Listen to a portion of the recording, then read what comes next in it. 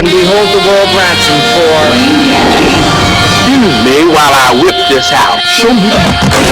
Broadcasting live from the Armada FM studios in Atlanta, Georgia. This is the Sports Joc Show with Wayne Gandy. You may build me up, yeah, you build me up, yeah. You won't break me down. I've come too far, yeah, I've come too far, yeah. To just throw in the towel, it's a new day, I'ma do it, yeah, I'm gonna go all the way. You may build me up. Welcome. It is Monday morning. You're listening to the Sports Joc Show. I'm the Sports Joc, Wayne Gandy. It's the last Monday in October of 2015. It's getting a little rainy, a little chilly here in Atlanta. We are glad to be here. We're glad you are listening.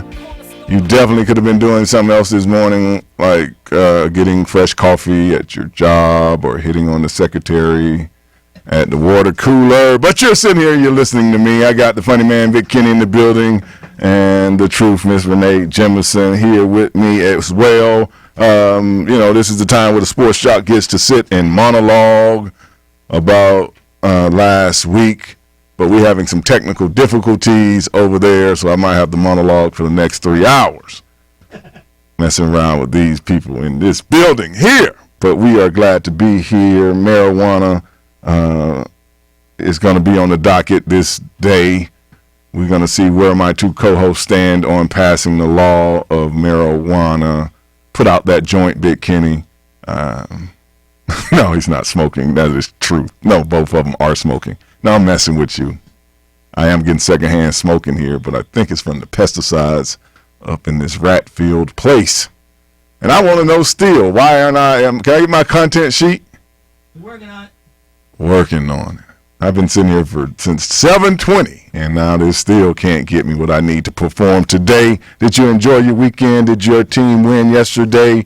Big day tomorrow. The NBA not the playoffs. The NBA kicks off this season, and Major League playoffs still go on in the World Series.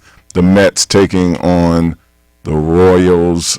We're going to talk to our man Doug Fireball Turnbull later in the show about NASCAR. And Mr. Joe Von Don, the Cleveland beat writer, about the Cavs and the King. Tomorrow here in Atlanta, the Hawks will take on the Pistons, and the Cavs tomorrow will be visiting the Bulls. We'll see if Derrick Rose shows up with those arched eyebrows. But a lot going on. I'm glad to be here. Just send a quick shout out to the families up at Tennessee State going through the tragedy of a murder on campus. This is not a repeat show. They had a shooting up there about 2 weeks ago. The truth even told me over at North Carolina Central, they had another shooting on campus. It's just amazing how certain places that we used to have sacred, people kind of stayed away from. It's becoming a common ground of gunplay all around. Halloween is this Saturday. What will be your costume? I was going to go as Caitlyn Jenner. No, I wouldn't go as Caitlyn Jenner. Everybody would recognize me, I tell you that. But Caitlyn Jenner is the Woman of the Year. I know you women should be upset about that. They said her and Reese Witherspoon are tied for, I think it was Esquire or one of those magazines, Woman of the Year. I don't know how you've only been a woman 4 months and you get to win an award. You're just a new woman. You're not even like an old woman, and you beat out established women. I got to see how the truth feels about that. And in the Halloween spirit, a man, as I always say, I grew up admiring. He gave us the no-look pass. He gave us Showtime out in California. The Magic Man dazzled everybody. But this is probably what he is waking up to. His son, E.J. Johnson. If we can get that picture up, this was his Halloween costume. He going all full out weird. I don't know whether is that finger mean you're leaving church or wait on a second? Okay, they give you that finger like, I can't ever get what I want. Boy, it's like how Big Kenny talk about his marriage. He always got to wait. He don't never always a delay in what he get. Can I get my E.J. Johnson picture? 1 second. 1 second. Well, I'll just keep rambling on. If you don't know Magic Johnson's son, that is him right there. This was his Halloween costume to the Maxim Halloween party this past weekend. And he went as that thing. I don't know what that is. It's a tiara with his Prince mask, and he has a bathrobe and some stockings on. Just take it in, breathe it in. Breathe it in. We have another shot. That's the only shot we can get to. Can I see him full length?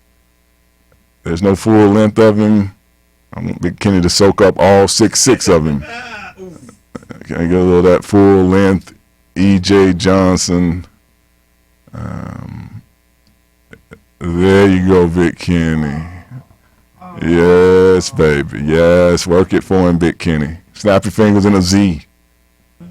Is that not what it say? Isn't that what? But that's what Magic is doing. I wonder if Samuel L. ever just called Magic. You know, they boys. I wonder what that called. Hey, man, I bumped into EJ last night, man. I bumped into EJ. I almost didn't recognize him. Magic think the same thing, but that is EJ Halloween. Got on less clothes than a woman would in that scene. Sometimes you can go so far, people don't even remember that you are homosexual. They just start thinking, what are you? Like, you're not even, what is that? So I don't even know what you deal with when you go that far. But that is Irving, Magic Johnson's son, EJ. And one thing before I bring my co-host on, when are you the second? I had a big debate about that. If my dad was senior and then I'm junior and then I have a son and he is the third, well, how do you become the second? Who is the second? Am I the second son of the daddy or the granddaddy? Does anybody know that answer? Or am I, as junior, the second?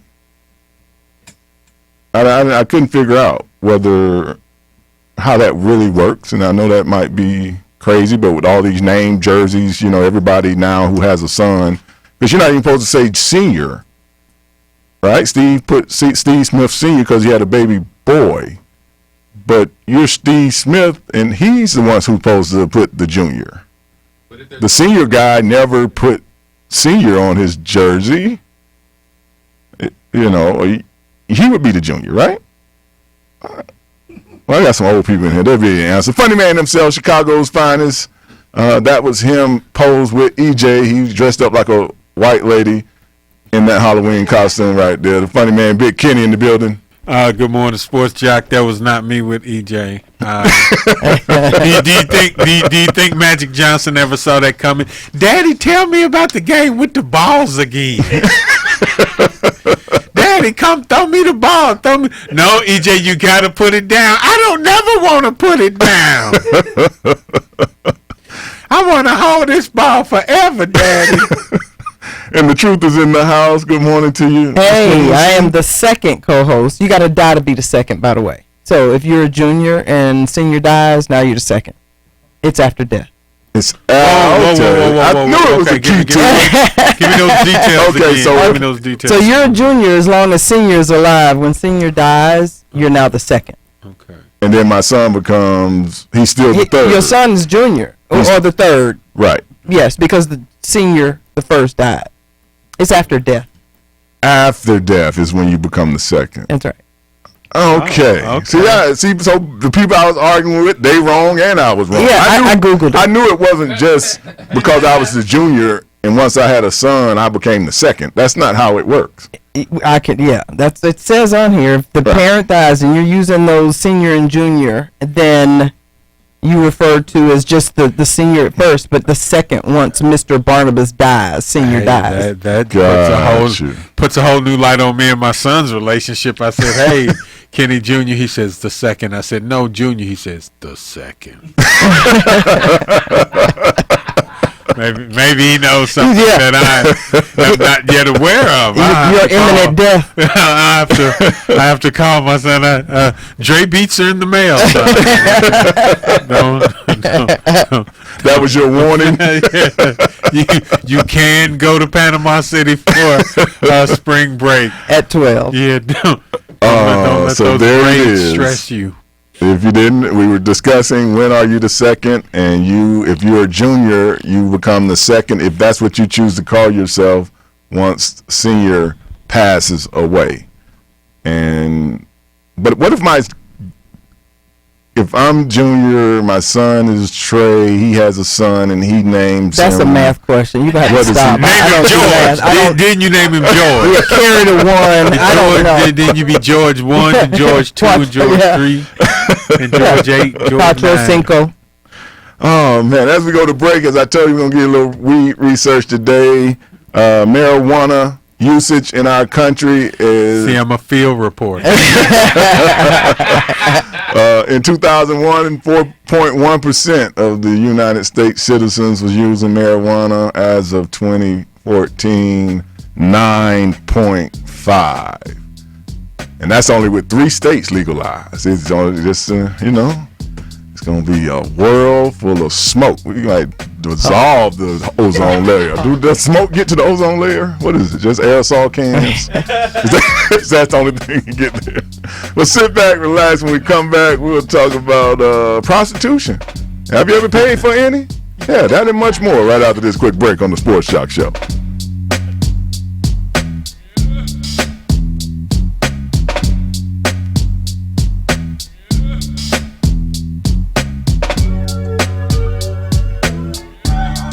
Inflated tires. Don't go away. More of the Sports Joc Show with Wayne Gandy is coming up next. Honey, I'm home. I've got a surprise for you.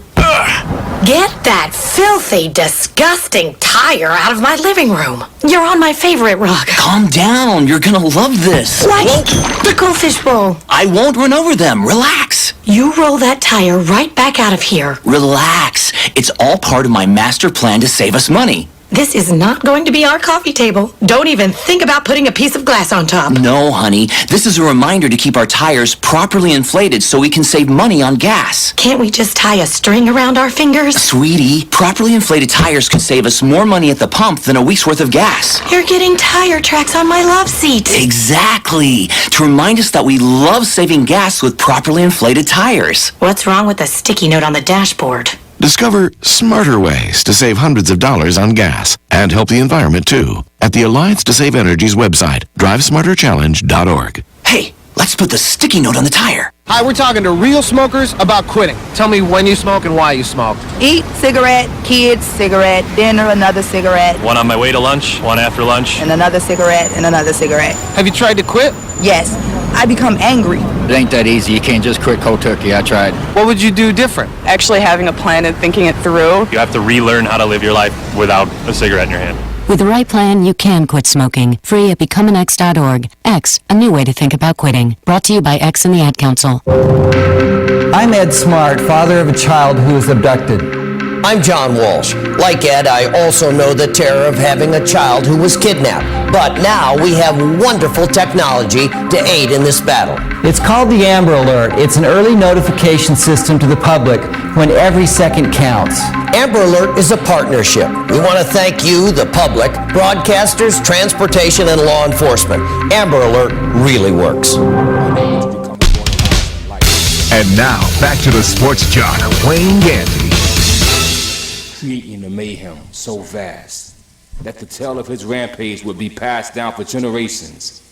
Gangsters told their children to never double-cross a man whose will is so strong that he could cross the plains of existence to get his revenge. And there you have it.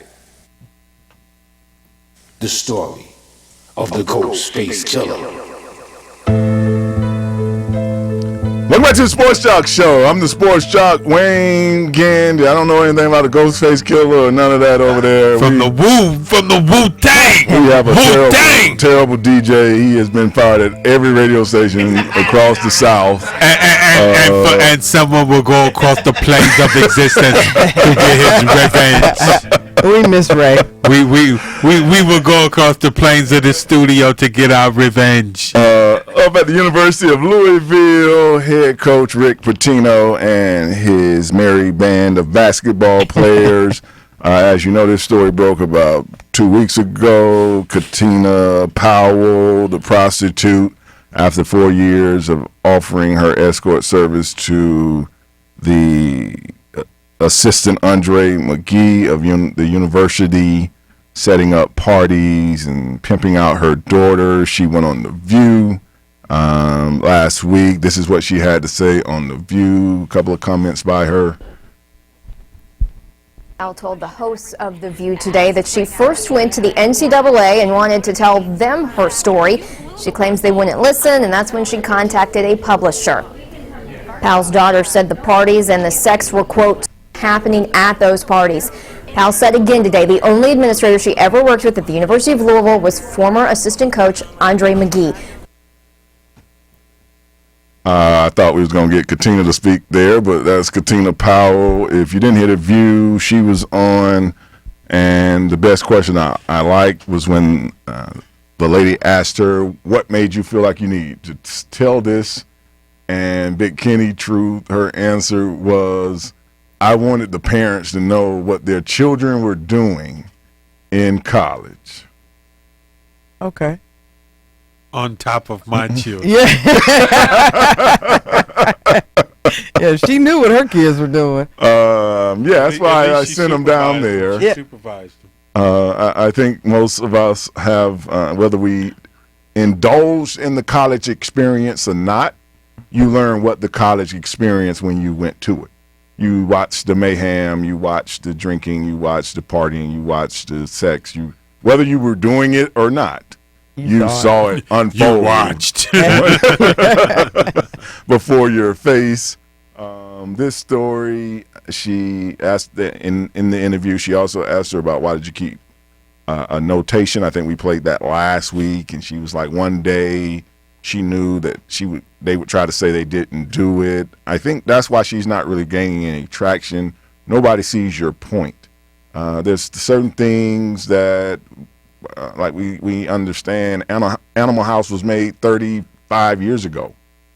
It was all about drinking and pranks and looking through the peephole of a girl. And I think we all, if you've seen that life, already know what's going on. I mean, really, who hasn't looked through a girl's peephole?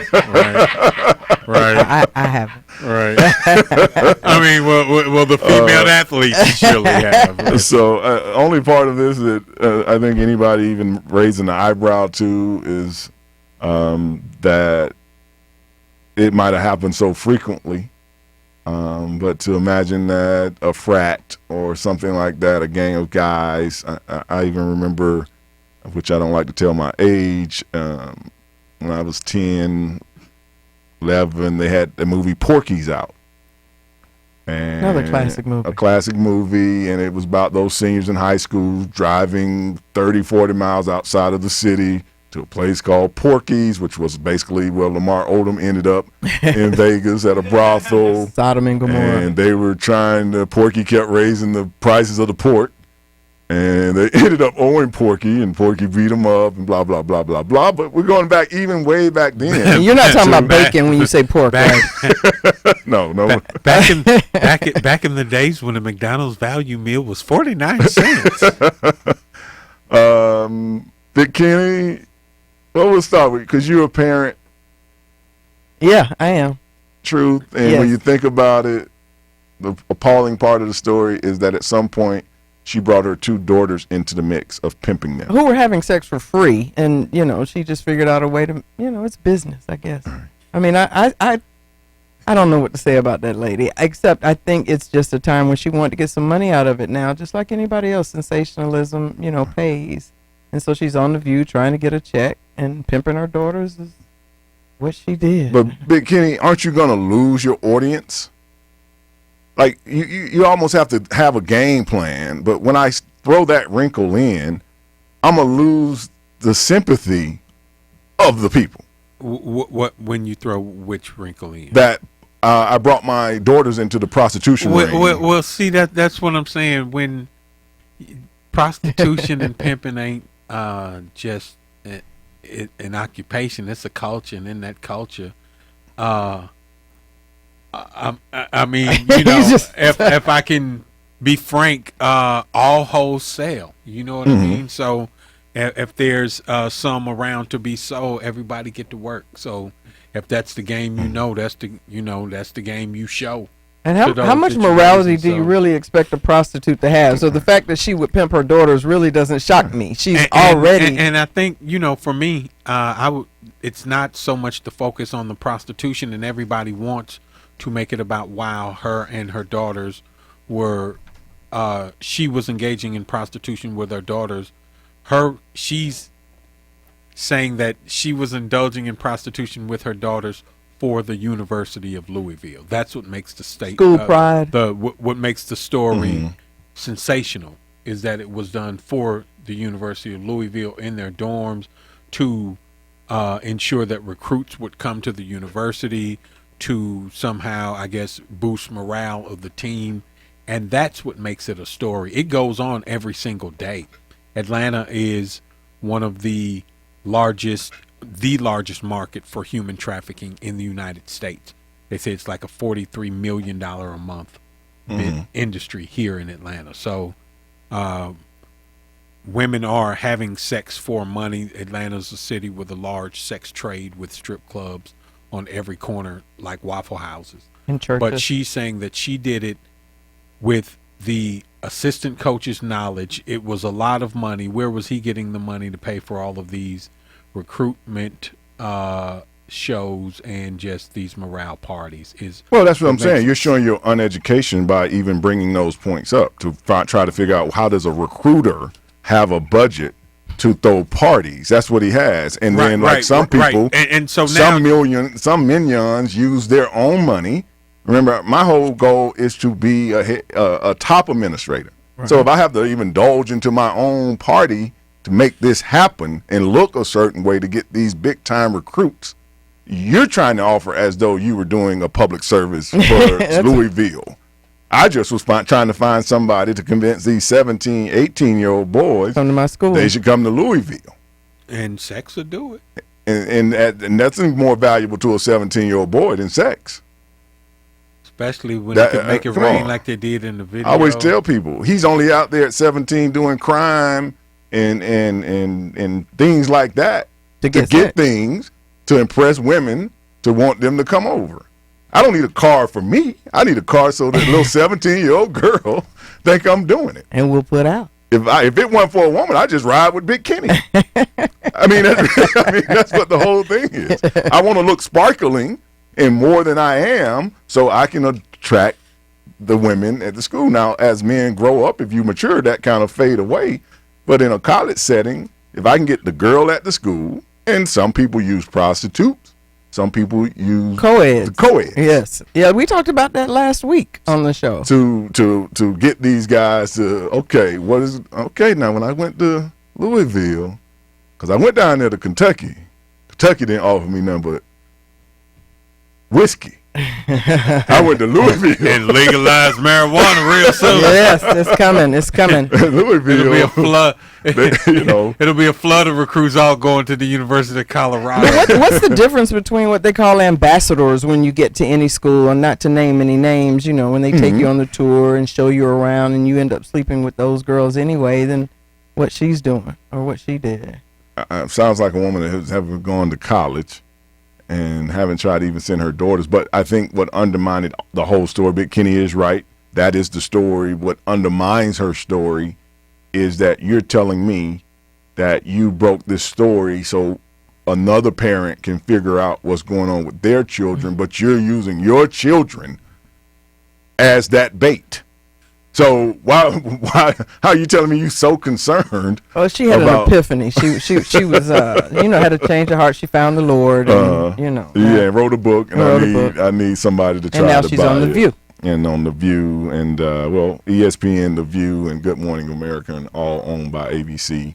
So they just sent around the trilogy. I think the bigger thing is Patino. Anytime you can say Patino's name, I mean, and it's really seems like it's a stretch. He wasn't really all that involved in the story, but I think that's where the publicity really comes in. Well, so I can educate Katina Powell. It's a reason why they call these places institutions. They've been here a long time. The Louisville basketball men program in a year generates $40.1 million for the university. 40.5. So they can make it rain for a long time for the university. So you understand how big of a program they are. The University of Kentucky only generates $23.6 million. Duke Blue Devils, 27 million. North Carolina, 21 million. Syracuse, 30 million. As you can see, nobody's even close to what the Cardinals of Louisville drag into that stadium. So something tells me, Rick Pitino, this will go away in a couple of days. And the point is, they could buy much better looking hookers from you. We'll be back with more of the Sports Joc Show right after this.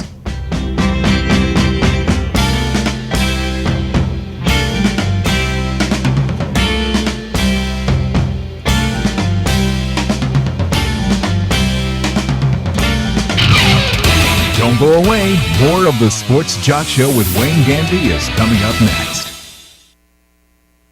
Hey, Dad, how do you throw a curveball? How do you build a fort? How do refrigerators run? How do fish learn how to swim? Kids ask a lot of questions, How high can you jump? but you don't have to know every answer. How many phone numbers are there? Because you don't have to be perfect to be a perfect parent. How do cell phones work? There are thousands of children in foster care who don't need every question answered. What's electricity? They just need you. What's the moon made of? For more information on how you can adopt, go to adoptuskids.org. A public service announcement from the U.S. Department of Health and Human Services, Adopt U.S. Kids, and the Ad Council. And now, back to the Sports Joc, Wayne Gandy.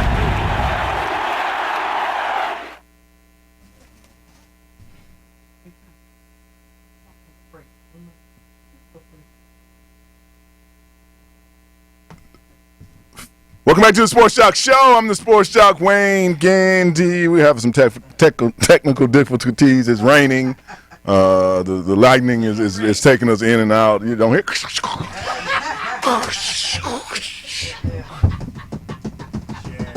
It's raining so hard on the window. Yeah, we're having some problems. So hang in there with us. We'll work it out here in a second. Somebody that worked it out, Subway, former pitchman, Jared Fogle. If y'all don't remember Jared, he admitted to child pornography and sex crimes. He gets sentenced next week, but he has settled his civil case. 10 victims all received $100,000 apiece for his sex scandal. So they took all his Subway money. Ain't no 5 for 5. It's 10 for 10. That's how that worked out, Jared. Well, I can't wait to see his sentencing next week. It's a whole lot of Subway jokes, go along with that honey bun Big Kenny offering. Something tells me people are going to be offering some 12-inch foot longs. It's too early for the 12-inch foot long joke. No. Can we get Big Kenny the truth on, please? Thank you. There we go. The biggest technical difficulty that we're having is our producer is dumpster juice. Dumpster juice. He's not even trash. He's he's the juice. After the rain. He's the juice that builds up in the bottom, and it spills out the side of the truck and just makes the street stink. It looks like a really nice street with manicured lawns, but it's trash day, right? Yeah. That's toxic. That lingering just it'll hang in the air till about 5 that evening, when the rains come through. There's always that that's what it is. Jared Fogle, what do y'all think he'll get? 3 years time served. He'll get 3 years time served? Yeah, he'll get it repeatedly in prison. That's what he'll get. He paid out $1 million. He'll get. It'll be I say 3 years. Groundhog Day every day. Yeah. They don't serve sub sandwiches in prison, do they? Well, I don't know. But he could still get the foot long. I think he will probably get a minimum 7 years with time served. So that'll shake down to what? Down to about 5 years. Yeah, I see him sitting in there for a couple years. Yeah. Well, and I think that they're going to have to maybe even give him more time than he usually would have gotten had it not been such a high-profile case. It's almost going to seem criminal to just let him get because most pedophiles are preparing for Halloween right now. You know what I mean? They're stocking up with the candy and decorating the front door and baiting them. They're baiting the children, right, making sure that little Hansel and Gretel stove has a tight lock on it. They doing the whole little 9 yards, and so because unfortunately, as heinous a crime as it is, it's not regulated with severe penalties in the United States. Right. Not yet. So Jared would have probably gotten off a lot lighter if it weren't the subway pitch guy. Right.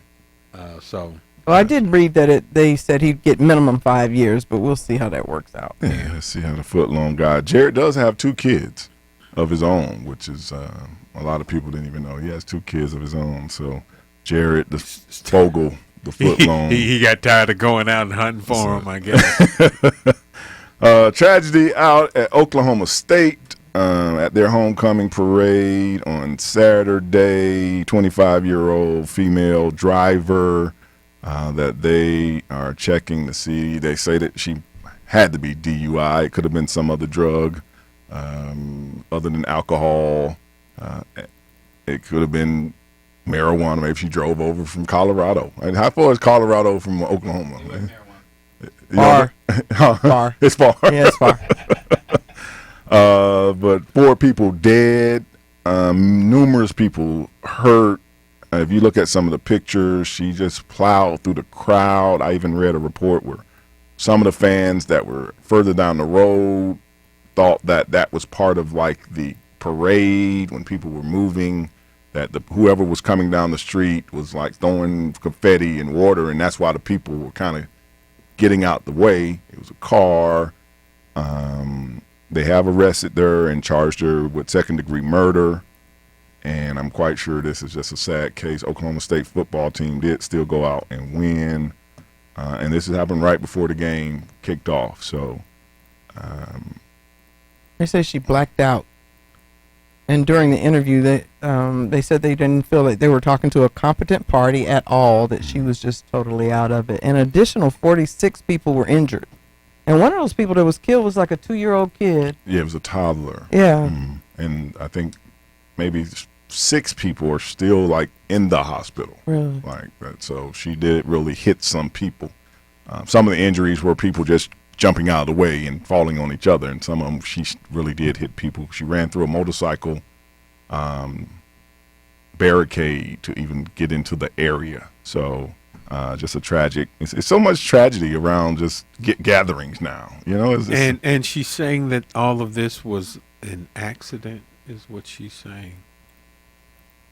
Or are they saying she was impaired? Well, they're saying she's impaired. They just don't know on what. Yeah. It wasn't marijuana. You drive really slow when you're high. Well, no. And you know how it is with weed. In anything you hey, what's that? What was that? The paranoia. What's that? Right. Always pulling over to see if you hit something. Did I hit something? Hey, did I? Look, hey, I heard something on the bottom. Is my old cap on? I mean, so yeah. I think that to me sounds like prescription drugs. Mm-hmm. And possibly alcohol, but it's hard to imagine someone being that drunk to just at noon. Is that what time? Yeah, I remember the day, but I was never trying to drive to the parade. What do you just? I'm gonna get in the parade this year if they like it or not. What do you do? How do you get to the parade route and decide you're gonna just drive in? Yeah, and going at that high rate of speed as well. Right. I hope they really get her help, but also throw the book hard at her. Just too much of this public killing. Consistently, we seem like every year there's something, people gather and people die. Moving on, here in Atlanta, as you know, the Braves, after next year, will be tearing down Ted Turner Stadium, and they're moving up to SunTrust Park, which is about 10 miles north of where Ted Turner Stadium is now, in another county, off the highway. Interesting story. One of the ladies that does not want the stadium to go there, she was arrested. She's actually an attorney. Her name is Susan McCoy. She's 45 years old. She opposes the stadium being built. I think it's a little too late for that. But she has been arrested for stalking one of the officials. She had sent him threatening pictures of his kids and things in front of the house that she had taken. And she has been arrested last week. 1 count of stalking and 2 counts of sending harassing communications. I don't know if that was going to ever work. One man can't just be. And once you saw them trees falling, you should have just conceded that this is happening. And called your realtor. Move. It's like seeing the crown of the head of a baby coming out. Just concede. I don't want kids. It's here. I changed my mind. So I don't think the Braves Stadium should come to Cobb County. We understand, ma'am. Hey, excuse me, step to the side. Bulldozers this way. I don't think the Braves should ever leave downtown. Yeah, that's right. Look, so just blast this part out here, and then we'll put the beams up. Yeah, there's something mentally wrong with her.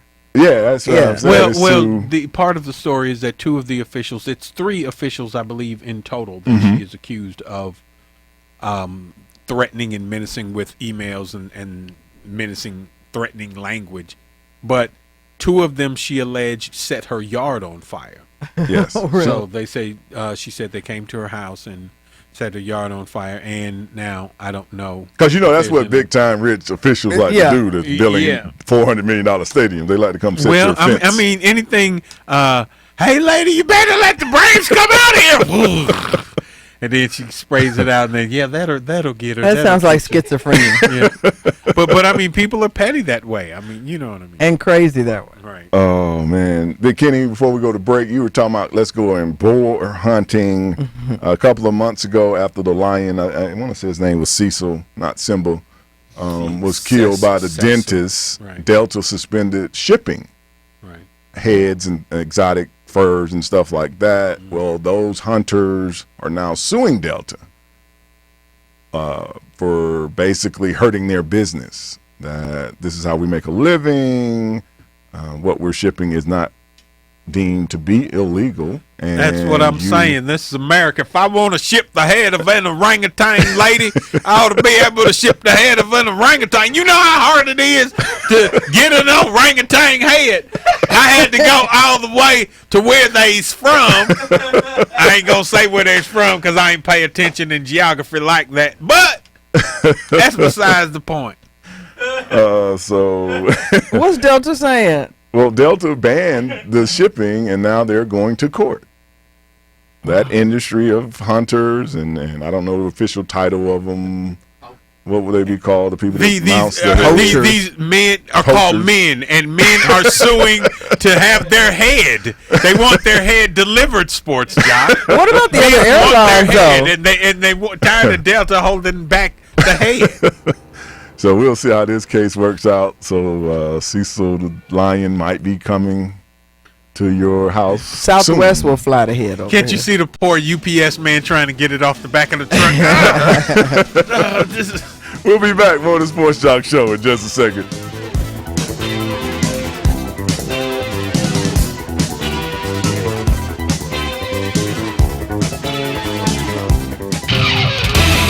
More of the Sports Joc Show with Wayne Gandy coming up next. Psst, hey, over here. What? Right here in the back. Where? Over by the fence. You? The bike? Yeah, the bike. Right in the grass where the kids left me a while ago. You know how lonely it is being left day after day, not being able to cruise the reservation? Pardon me? Remember when you got me for the kids? You told them, "No, you kids go have fun, enjoy the outdoors, and be careful." Yeah? I really miss it, especially when they put that playing card in my spokes and I made a really cool sound the faster we went. Well, could you get my tires a little air, dust off my seat, and remind the kids how fun I still am? Okay. Oh, you are dusty. Yeah, and I may need a couple of bolts tightened too. Now let's go. As Native American parents and caregivers, our encouragement to healthy lifestyles for our kids is helping them get outside and play. Get ideas, get involved, get going at letsmove.gov/Indian Country. Brought to you by USDA, HHS, and the Ad Council. Sassy! Sassy! This week's episode, Rattlesnake at the Pond. Oh, Johnny, skipping rocks at the pond sure is fun. Hey, look, a moving stick. That ain't a stick. That's a rattlesnake. Sassy, we're in danger. Good idea, Sassy. Go get Mr. Gunderson. You will in a second, but first you'd like to tell us something we may not know about animal shelters in the United States? It's getting close, Sassy! Approximately 8 million pets enter shelters each year? The majority of which are in shelters because of owner-related issues that the animals have no control over? Sassy the rattlesnake! Save us, Sassy! What, Sassy? You wish you were videotaping this? Sassy! Sassy is brought to you by the Ad Council and the ShelterPetProject.org. Remember, adopt. And now, back to the Sports Joc, Wayne Gandy.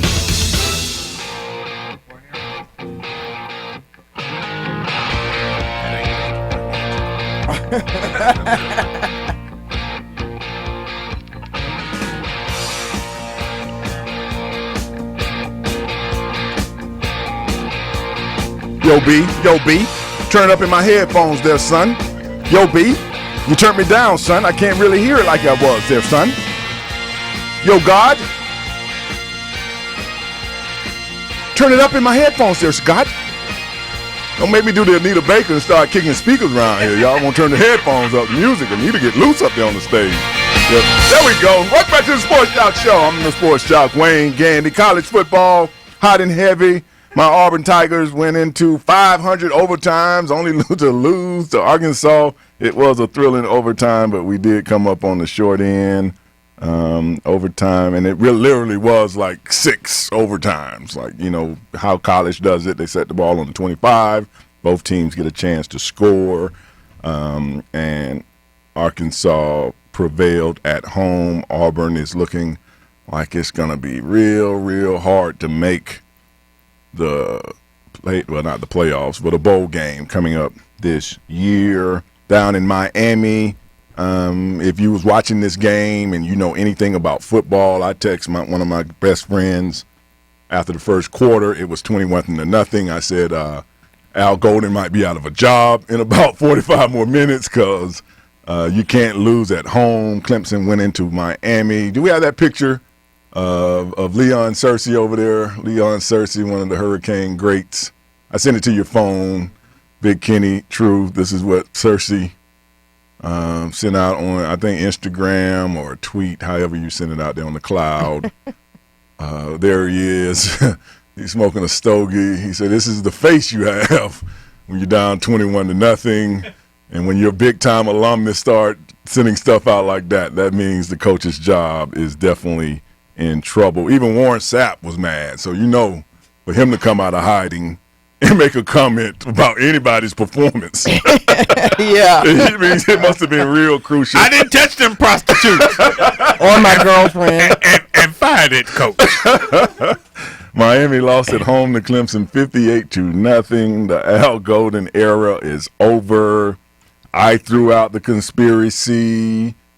It'll be amazing not to see Steve Spurrier in Miami. It sets up real well. He's the winningest Florida coach. He knows that area. Hey, he left South Carolina. I'm quite sure that break when he come around to December. They love to tell you that as coaches. Yeah, I'm going to hang out with my wife and Yeah, now I'm taking the job over here. Coach, that was yesterday that you said you were going to hang out with my wife. Yeah. That's why he made sure at his press conference, he said, I'm resigning, not retiring. So even maybe he got a call from Miami to let him know if Golden don't turn this round, we're going to get him So he sits out that non-compete clause it's, time. It's interesting. Yeah. Steve Spurrier was reached for comment outside his new Miami mansion that he just moved into. And he said maybe. He was just moving some furniture. Yeah, he just, the trucks were pulling up, and he said, we'll see where this goes. That's a great place to retire. He's from Florida. He's 70. He's going to be 71. It's Miami. The doctor already recommended warmer weather. You got a bigger city and everything. And like I said, the best part about it, it seems crazy, but he was at the University of Florida for a decade. He already has these recruiting routes mapped out. And you want to bring some notoriety back to your team, Steve Spurrier in Miami. And it couldn't hurt. I mean, they're doing horrible. Yeah, you can't be any worse with that. A 70-year-old man can fix that. So Steve Spurrier in Miami could be a thing. College football shakeup in the top 10. I was at the Georgia Tech Florida State game. Oh my God! Georgia Tech wins! Georgia Tech wins! That is kind of how it sounded. Exactly what it sounds like. You couldn't understand what he was saying. You can't. There was a kid out there. He plays free safety. Name's James, number 3. He's from Haines City, Florida. He grew up in my camp, and I went out there to see him play. Me and his uncle. He had a good game all around to be a true freshman starting at Florida State. So very proud of him. He was the number 1 ranked safety coming out, even though we didn't win any games in Haines City. See, we don't go by our record, Big Kenny. You know, because we 0-5 don't mean it's nobody pays attention to records. Oh yeah, it's sports. Who Yeah, does who that? Who would pay attention to your record It's in about sports? the spirit. Yeah. Let's just play ball. But right here, Georgia Tech blocking this field goal. And just like in the Auburn game a couple years ago against Alabama, the field goal team forgot to cover out. And this ball is returnable. And as you can see, Georgia Tech decided, hey, since it's returnable, how about we return it? And the crowd goes crazy. See that's why Georgia Tech's one of those top technical schools, because they figured out if it's returnable. Let's return. They're putting those degrees in. At State, they would have been like, "Oh, what do we do now? What do we do? What do we do? When do we have a ball? We have the ball, and the clock is ticking. The clock is ticking. We are in the football game."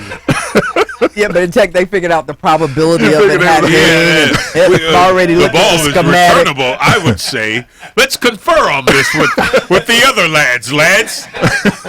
By consensus, what say ye? Well, if you take all right. Point of order. If you take a 45-degree angle and then make a hard left, and it's engineering, and they scored a touchdown.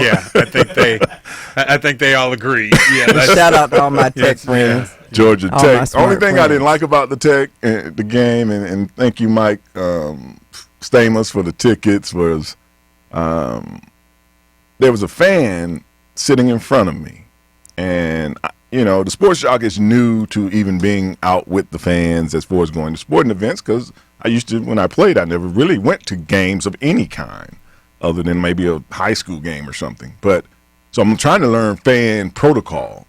This fan in front of me passed gas for like 4 quarters. It was the beans. And it was a good win, so it was able to pass you quick. But I didn't know, am I supposed to tap him? I don't know the protocol. Well, I'm not too sure of the protocol of the fan myself, Sports Joc. I need to learn what sort of peasantry that involves. I know you and I. Understand he's been on the field. You and I would never confer with such. But the passing of gas is quite inappropriate. Flatulence. Okay. Yes, that is flatulence. quite That's inappropriate. Okay. So it is okay to say something. After the first quarter, I mean, really, it's a medical issue. If he passed gas for 4 quarters, there's something and wrong I just with didn't him. know because I'm like, okay, this is maybe why people jump into fights. I But say did you something say to him. anything? No, I don't want to get into nothing, so I just sat there. Okay, well, And- was he big? Well, you're big, so I I ain't worried about the size. You got a size What you up. talking about? I just I'm like, So tell me, Iron Man, was he acting angry? right. Okay. I do. I'm like, okay. but I just didn't know. It was a lot of learning of fan etiquette. The lady's daughter kept taking her straw out of the drink, and the Coke was shooting onto my Jordans, and I laughed it off a couple of times, and then I don't know what y'all are doing. So I'm trying to learn. That's just that Georgia Tech mentality that, hey, we've got great education and nothing's really that serious. Like out in New Mexico State, they have cockfights in the stands. So it depends on what Sports region Joc you're just in. need to share the TV. Yeah. Stay at home and watch it on TV next time. I just think at LSU they're gator wrestling in the stands. Yeah. So. But Florida State now has dropped out of the top 10. The number 1 team in the country still is the Ohio State Buckeyes. Georgia Tech did that for you too, Florida State. When they blew out Rutgers the other day. Baylor is 2. Clemson moved up from 6 after destroying Miami at home to 3. LSU is at 5. Leonard Fournette still up for the Heisman. I still think he had a slow day, 19 carries, 150 yards. So he had an off day. TCU dropped 5 spots, and Alabama is 7, even though they barely beat Tennessee. And Michigan State is 8 behind them. So that is how it's going in the world of college football right now. And once again, we'd like to send our condolences out to anybody that was hurt in that Oklahoma State tragedy. Just sitting there. To round out the top 10, just so people, you didn't say my team. Stanford is 8, Notre Dame is 9, and Iowa is 10. Iowa, what are they? The Jayhawks, Hawkeyes, or something like that. Hawkeyes. You ever been to Iowa? Anybody ever been to Iowa? Yeah, I've been through. Iowa, never been to Iowa. Was it cornfields out there? Potatoes? What they got out there? Iowa's corn. Corn. Iowa corn. I thought corn was Nebraska. The corn was. But they got corn everywhere. They got corn all in everywhere. Yeah, the biggest corn producing state in the United States is called the Midwest. Yeah. Yeah. So it's all pretty much corn and beans and taters. The taters out there. Gotcha. Except for that one guy in Wisconsin I'm growing spinach. One thing I didn't ask you before we go to break, Halloween, Saturday, what's your coolest outfit you ever dressed up as Halloween, as an adult? So since the age of 21. I have never dressed as an adult. Never as an adult? Never. Maybe this year I'll make it my first, but I have never put on a costume. Big Kenny? Last year I was a comedian. Yeah. The year before that I went as a comedian. Yeah. And this year, but listen, I'm stepping outside the box, and this year I'm going as a comedian. Yeah. Maybe this year. I was thinking about going down to the vintage store and go as the producer over there. All you need is some Morris Day music. Who plays this? We'll be back with the NFL report right after this break. There's no other color of success. I'm wearing right. I wanna make love sometime. It's alright. It's my life. I play to win. I wanna get crazy sometime. More of the Sports Joc Show with Wayne Gandy coming up next. So, Jacqueline. Yes, Mom? I wanted to talk to you about something, and... Oh, wait. Hold on. I just got a text. Oh, there's another one. Wow. Busy me. So, anyway... Oh, wait, Mom. I just got a message. My friends keep commenting on my comment. Oh, there's another one. So many comments on my comment. Oh, I can't wait to watch TV tonight. Playoffs! Hey guys, check out my new video game. Pew, pew. Wait. Mom, what? Huh? What? Hold What'd on. you say? Wait a second, what? This weekend, unplug. Take your family to the forest. There's nothing in the world like experiencing nature firsthand. Trees, paths, bluebirds, streams. Getting closer to nature can get you closer to your family. To find the forest nearest you, go to discovertheforest.org. Brought to you by the U.S. Forest Service and the Ad Council. Today in school, I learned a lot. In chemistry, I learned that no one likes me. In English, I learned that I'm disgusting.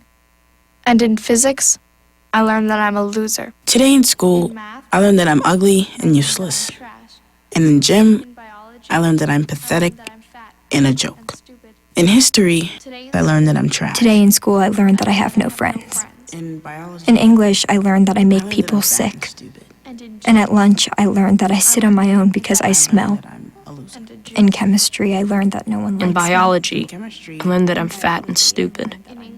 And in math, I learned that I'm trash.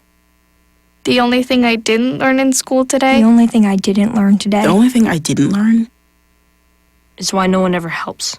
Kids witness bullying every day. They want to help, but they don't know how. Teach them how to stop bullying and be more than a bystander at stopbullying.gov. A message from the Ad Council. This is Nnamdi Asamoah. I play football for the Philadelphia Eagles, but what I do off the field with United Way might be more important. I'm a volunteer tutor and mentor. Why? Because over 1 million kids a year drop out of school, and that's not okay. It takes 12 years to create a graduate, but it takes about the same time to create a dropout. And the difference between a child becoming one or the other could be me, or it could be you. Studies show that if we get to these kids earlier, their chances are better. And kids who read well by 3rd grade are more likely to graduate. So join me in United Way. Suit up and take the pledge. Become a volunteer reader, tutor, or mentor. Because when a child succeeds, we all succeed. Give, advocate, volunteer, live united. Take the pledge at unitedway.org. Brought to you by United Way, the Ad Council, and the National Football League.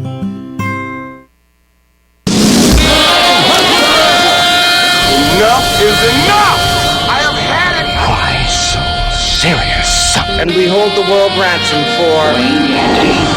Excuse me while I whip this out. Broadcasting live from the Armada FM studios in Atlanta, Georgia. This is the Sports Joc Show with Wayne Gandy. You may build me up, yeah, can you build me up, yeah? You won't break me down, I've come too far, yeah, I've come too far, yeah. So just throw in the towel, it's a new day, I'ma do it, yeah, I'm gonna go all the way. You may build me up. Welcome back to the Sports Joc Show. I'm the Sports Joc Wayne Gandy. Just so my co-hosts don't feel like I cheated them, they did research their college teams. Vic Kenny and the Southern Miss Golden Eagles beat the Charlotte 49ers. Yeah, that powerhouse out of Charlotte. The 49ers of Charlotte. The 49ers of Charlotte. But they beat them like they was the Charlotte. 44-10, and the Albany State Golden Rams, because you know when you think of Rams, you think of gold. Beat the Clark Atlanta Bandits. What was their name down there? The Panthers. I thought they were the Bandits of Clark. Wrong college. 26-14. So I give them love right there. As I said, if you didn't catch the first hour, we are doing a little marijuana report. Thursday, they seized 10 tons. Yeah, I said tons of marijuana in a tunnel over in San Diego. They had a elaborate tunnel over in San Diego connecting Tijuana and Diego. Maybe the Raiders were running in it because they ran all over the Chargers yesterday, but we'll get to that later. Vic Kenny probably appreciate this because I'm quite sure he was the architect behind the design. The passageway was 9 feet deep. It was 200 2,600 feet long. 3/4 of it was in Tijuana, so they didn't want to build too much in San Diego. You know, the price of land is higher in California. They had ventilation, metal beams to keep it from collapsing.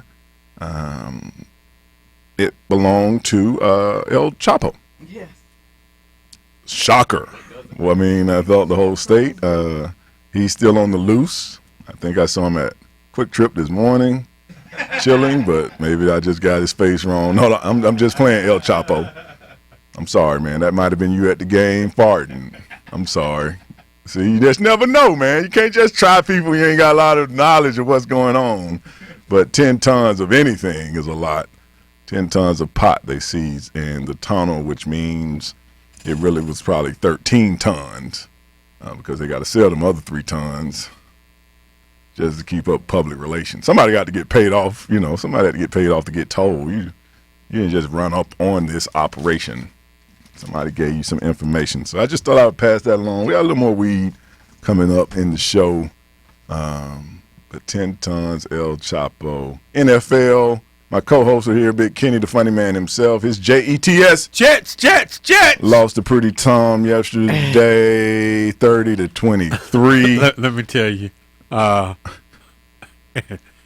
as hurtful as it was for Pretty Tom to beat the Jets, it was nothing compared to the loss me and my friends had out there in San Diego. Man, just there go prices. Talk about gangrene. Prices are going up though. 30-23, the Patriots over the Jets. It was a good game. Tom Brady, a little off, 34 of 54.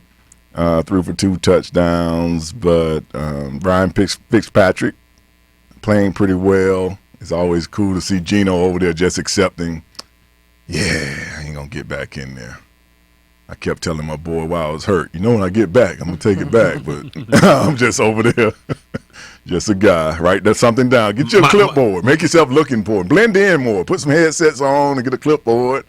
And he's thinking of other out the he's thinking of other stuff like Donovan McNabb and Michael Vick did it for a while. They did it for a while. I could do this. Tom Brady and his gang of married men, they still not covering Rob Gronkowski. He had 11 catches, 108 yards at the tight end position, and a touchdown. I guess they still haven't conceded he is the best tight end in the league. The Jets are now 4-2. The Patriots are 6-0. And once again, it seems that for some reason Tom Brady is playing with a chip in his brain. we will not have to deflate the balls anymore, Master. I am on autopilot now. I don't need any more help. I just do it myself, and he's throwing the ball around. They're 6-0, and I don't think when you look at their team, you don't look out there and the names pop off to say 6-0. You have to be, first of all, you have to be a football purist to even know who's on defense. Because them names are just some guys. This is the no-name defense. What'd you call him? Tom Brady and that defense with a big white guy and the guy with the Spanish parents. And that other dude. They were unstoppable today. When guy with the dreadlocks ran in and he helped guy with the 3 tattoos make that sack, it was phenomenal. And that's generally how it is out there when you look out there. They don't have those $6 million, $10 million players where you're like, oh, man, they got him. Their record. It's like you flipping a book or Googling, trying to figure out who some of those guys are and where they've been from. They're 6-0. 10 games to go. You go 5-5, 6-4. You probably win the AFC home field advantage. Right now for how they're playing, but great job by them. And the Jets are definitely at 4-2. I can definitely say they're better and look better. They can play this the way they played yesterday.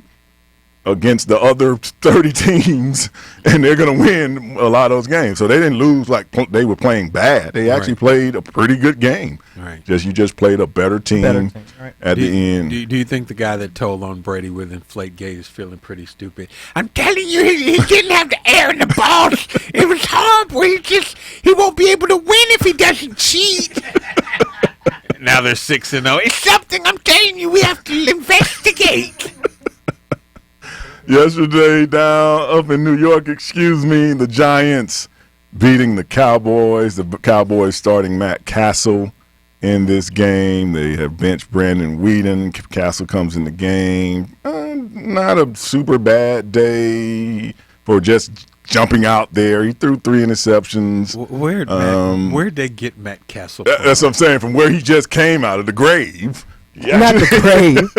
This Halloween, it comes back from the dead. After being decayed all over the NFL, it's Matt Castle. Eli Manning not doing much of anything. They ran the ball a lot. The defense he was dead. The defense dominated the ball. Dominique Cromartie ran a touchdown back. He picked Matt Castle, ran it back for a touchdown. One of the biggest stories out of this game was before the game, Dez Bryant, Big Kenny Truth, has adopted a pet monkey. And do we have a picture of Dez and his monkey trying to do, anything to stay relevant? He has adopted a pet monkey. A lot of activists want him to give the monkey to a local zoo, saying that it's just cute right now, but eventually monkeys claw your eyes out. They become monkeys. He can't concentrate when he on the road, and his mama calling him, "Dad, come get this damn monkey! Dad, come get this monkey! This monkey all over the house done broke my china." Well, Michael Jackson had a monkey. I think Dad should be able to keep his monkey. Dad, this monkey that ate my yogurt out the Frigidaire. Dad, come get this monkey. I don't even know why you got a monkey in the first place. But a lot of people want Dez to get his monkey back. I say keep the monkey. But that monkey, it just looked cute right there. It's a mini monkey. It's not. It's like it's a small version. It's not gonna get too much bigger. Really? Yeah, it's small. Well, you ever watched Jurassic Park? The raptors, when they babies, are more dangerous when they. I mean, that monkey in about a year. What do you do with a monkey? There was another cowboy that had a pet monkey. Oronde, is it Gadsden? He had a monkey in '95. Oh, did he? So he's not the first player on the team. Maybe they sourced monkeys out there. And then there was nuclear war, and the monkey took over. And he came up with a tribe of other smart monkeys. How about just getting back on the field and being the dominant receiver that you already are? Play and football. you don't need. Hey, Dez Bryant, how about an Xbox? Why don't How about some kids? If you just need something to entertain you, get a PlayStation 4. A couple of children. I'm saying. I don't get it.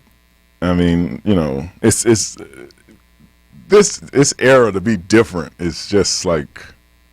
Interesting, because when you watch a game now, everybody is the third and sir and junior. They throw it on the back of their jerseys it's a new title. But this money has to give you some kind of unbelievable access, because I'm an international traveled man, and I have nobody to call to get a monkey. There's nobody I could call like, hey, Benny still got them monkeys. You know what I'm saying?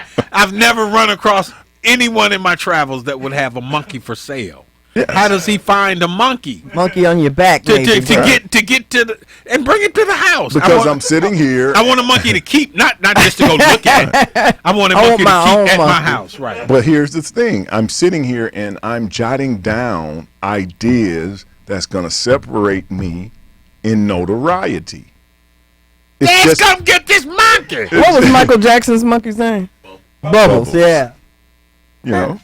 But we had already constituted Michael as triple bipolar. Bonkers. Yeah, so that was fine. Dez Bryant is a great receiver. Just be a great. What happened to just being a great receiver?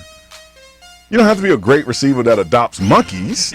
I got to get my Twitter game up. The monkey looks good on Instagram. Yeah, all them yards is good, but if you want something to set you apart for real, you need to get you a monkey. We'll be right back for the Sports Joc Show.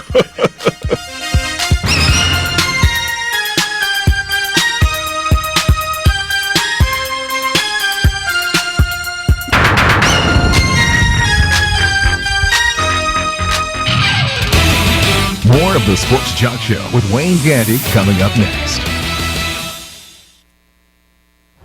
Psst, hey, over here. What? Right here in the back. Where? Over by the fence. You? The bike? Yeah, the bike. Right in the grass where the kids left me a while ago.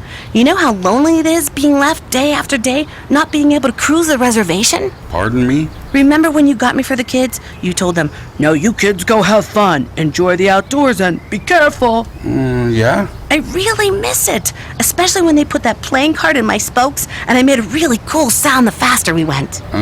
Well, could you get my tires a little air, dust off my seat, and remind the kids how fun I still am? Okay. Oh, you are dusty. Yeah, and I may need a couple of bolts tightened too. Now let's go.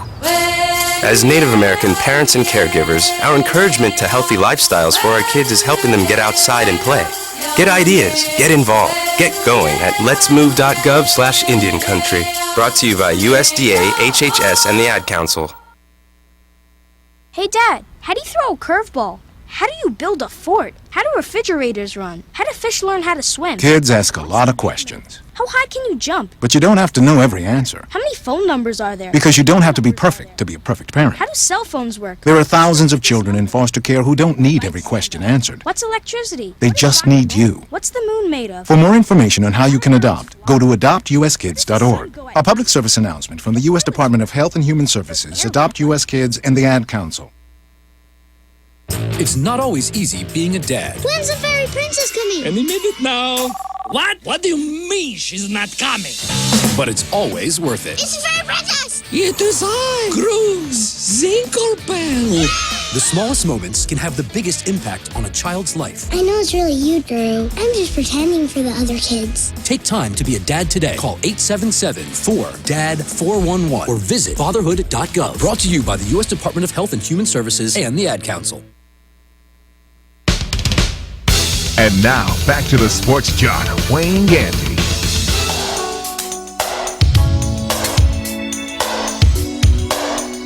It's Wayne Gandy.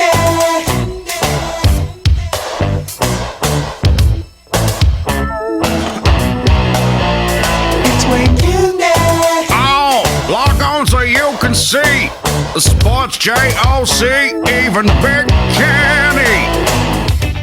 Welcome back to the Sports Joc Show. I'm the Sports Joc, Wayne Gandy. One thing we didn't show you coming out of that Dallas game, Greg Hardy back, got a lot of energy. If you don't know, he missed the first 3 or 4 games due to suspension. He got hot and heated with one of the coaches on the sideline. Always good to see that fire of a player. Let's see Greg pushing on the coach over there. Dez and his monkey jumped in there at some point. So I'm talking about, there we go. It ain't a game till a coach get knocked out. Hey! Go back and. Did you see the monkey in there? No. But we have the conversation. I am not guilty of domestic violence. Get out of my face. What makes you think that I'm violent? I would never hit anybody. That is Greg Hardy, the DN. If you don't know the story, go dig it up. How about that? Come on now. Give him a recap. Come on, give me a recap. I gave you Greg and I gave you anger. Google Greg Hardy anger and see how many things pop up. I tell you what will not pop up, the witness. Well, at least some things every once in a while, a little nugget for people to research. Okay. Yeah. Don't listen to the producer. People like to be intrigued. Not really. Yeah. He the only guy that's still wearing tighty whities. He has no intrigue to what he do. Tidy whities over there. That's the image I could have gone without my entire life. Thank you, Sports Joc. If there's nothing else that I need right now, is that picture in your head? Yeah, maybe the only thing that would make that go away is if maybe a 747 hit the building right now. Oh man, the Rams at home taking on the Browns, winning 24-6. Todd Gurley showing you what modern medicine can do. 19 carries, Big Kenny Truth, 128 yards. I kept telling people, draft Gurley. Don't buy into that you can't come back from knee injury. It's not the same. He's looking like the Gurley we thought he would look like. 2 touchdowns, ran one for 48 yards. Really showing signs of being puts in mind of Adrian Peterson. He looks a little leaner than he was at Georgia. Like he dropped a couple of pounds, maybe. Yeah, it's because he offered the Roman noodles, and you can actually get real whole wheat pasta. Lots of protein. Where you got the Look at But you know they was eating good up there because they was stealing them checks. So hey, they was eating real good. They kept a check scheme going on over there. They probably never made it to Whole Foods much, but they had the money. They had the money. Oh, the Rams are 3-3. The Browns are 2-6. And you people that I don't understand what the NFL is investigating with Johnny Manziel. After that case, the cops went to investigate. They gave nobody a ticket. Nobody got arrested. And for the NFL to be talking about they're launching an investigation into it, what would you have been investigating? You're just keeping something stirred up and trying to make people feel like you're let stuff go. It'll go. Nobody's that. Johnny is not even on the field. He came in with 3 minutes to go in this game. He said that as she tried to get out of the car, I grabbed her wrist. That's it. This is what he told the cops when they came over. And they said, okay, go home. And that was it. No punches, no fighting. She went to get out of the car. He grabbed her wrist and told her don't go. In that, she got a little bruising, which I'm quite sure that delicate skin, never even been in the sun. She weighs like 95 pounds. It is the bruised 108-pound, 5'9" woman that has always used expensive lotions. That skin that don't take a lot of pressure. You made that sound appealing. That porcelain skin. That delicate skin. Always rubbed down with the finest of lotions. And oils. 112 pounds. Of nothing. I mean, you go right to the bone when you grab that. I don't know why people... You make it sound like a turkey neck. Go right to the bone. NFL needs some other kind of story to come out. I mean, if that's all they got to grab at. Yeah, that's why we're going to launch an investigation. Into what? Everybody went home. Everybody went home. And she's fine. She stated, no problem. It was just a little silly conversation. I'm still in love. Hey, and move on. Johnny's still here. Up in Tennessee, in Nashville, not only was it a shooting at Tennessee State, as I said, the Falcons went blank. They didn't do a lot of shooting up there. Went blank, like off the blank. They won. Hey, I'm trying. I just started Big Kenny's workshop. It's day 2. Don't blame that on my workshop. You be done crashed the website. You didn't teach the Sports Joc how to be funny. With folks asking for a refund. Let me get my money back. Oh man, the Falcons now 6-1. It wasn't attractive, but we won. You got the win. 10-7. That sounds like a drunk night at the club. It wasn't attractive, but hey, I got some. Right, I got mine. The Falcons are now 6-1. The Titans are 1-5, going nowhere. They had to start Zach Mattenberger at quarterback because Marcus Mariota was out with a knee injury. Really nothing to actually tell you about this game. There was not an actual detail. Devontae Freeman ran hard. I can say that. So he's still shining and leading the Falcons, but they didn't. It wasn't nothing really to say. It wasn't in the game like that. It was. The bear got on his back, which is indicative of the score, 10-7. It wasn't much to say about this game, but the Falcons are 6-1. But when you look at the record, it doesn't go 6-1. But one of those wins was just not an attract. Yeah, right. It's just Houston traveling down to Miami, losing 44-26. To the Dolphins. The Dolphins are 3-3. They're 2-0 under their new head coach. Remember, they got rid of Phil Bunn after they lost over in London, and now they're under Campbell down there. And now they have won 2 games since, 44-26. in this game. Mr. Atheist, Aaron Foster, goes out with a pulled Achilles, so his day is probably in And Jesus was like, take that. And death, and it's always something. So Aaron Foster, we hope you get well. Maybe a fresh scene will get you, sometimes you get comfortable in places. And he started playing like that, like I'm in good with the foundation. I mean, not the foundation, with the team. And it started being one of those, I feel like playing today. I don't. But when you're in places where you're uncomfortable with it, I was saying before the show to the bad producer, you have to go out and feel like you got to do it all the time because the organization doesn't have any loyalty to you.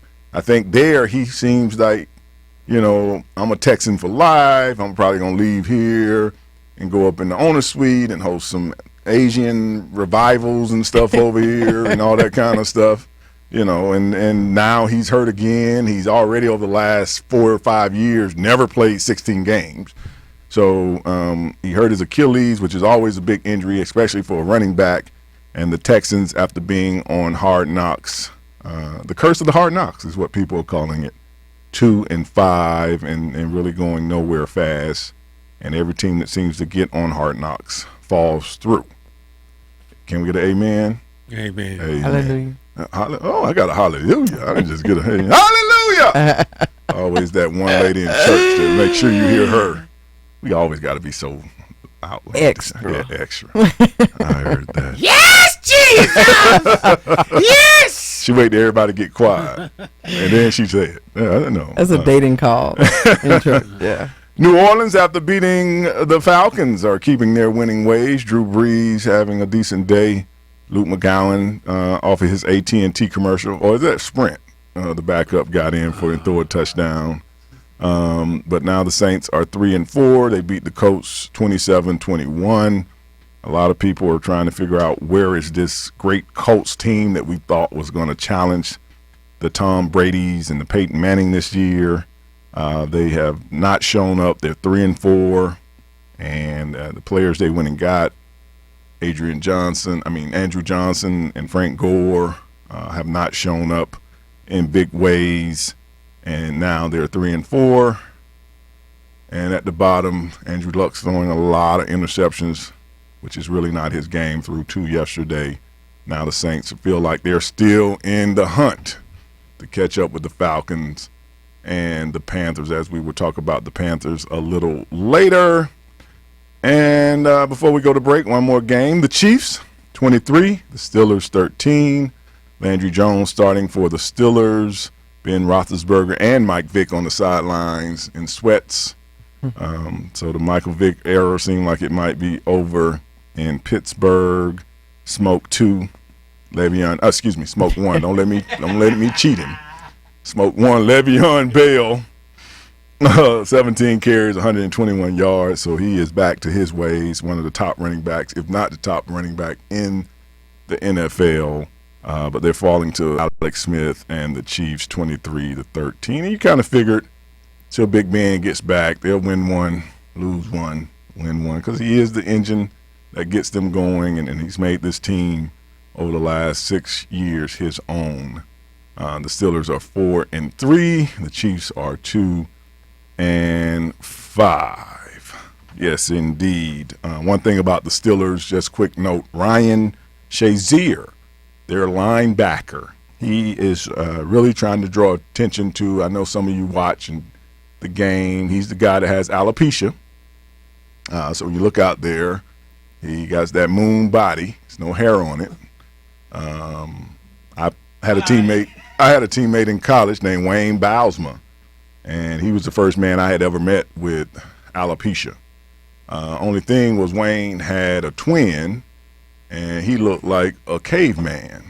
He walked in there, and he looked just like Wayne. You would think Wayne was dressing up for Halloween. That's how much hair his brother had. I wonder how that room was. He got all the hair. He had all the hair. From 2 people. Shaky. It looked like he was doing a hair commercial. Hey, Wayne, you've got something on your lips. Squeaky, squeaky, squeaky, squeaky, squeaky. Right here. Ooh, me Wayne, me twin brother. Squeaky, squeaky, squeaky.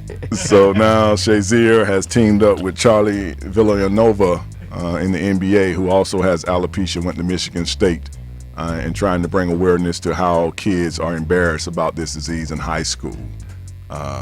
Okay. But we'll be back. More of the Sports Joc Show right after this. The Sports Joc Show is now available live on YouTube. Watch our website or mobile app at sportsjoc.com or search the Sports Joc Wayne Gandy on YouTube.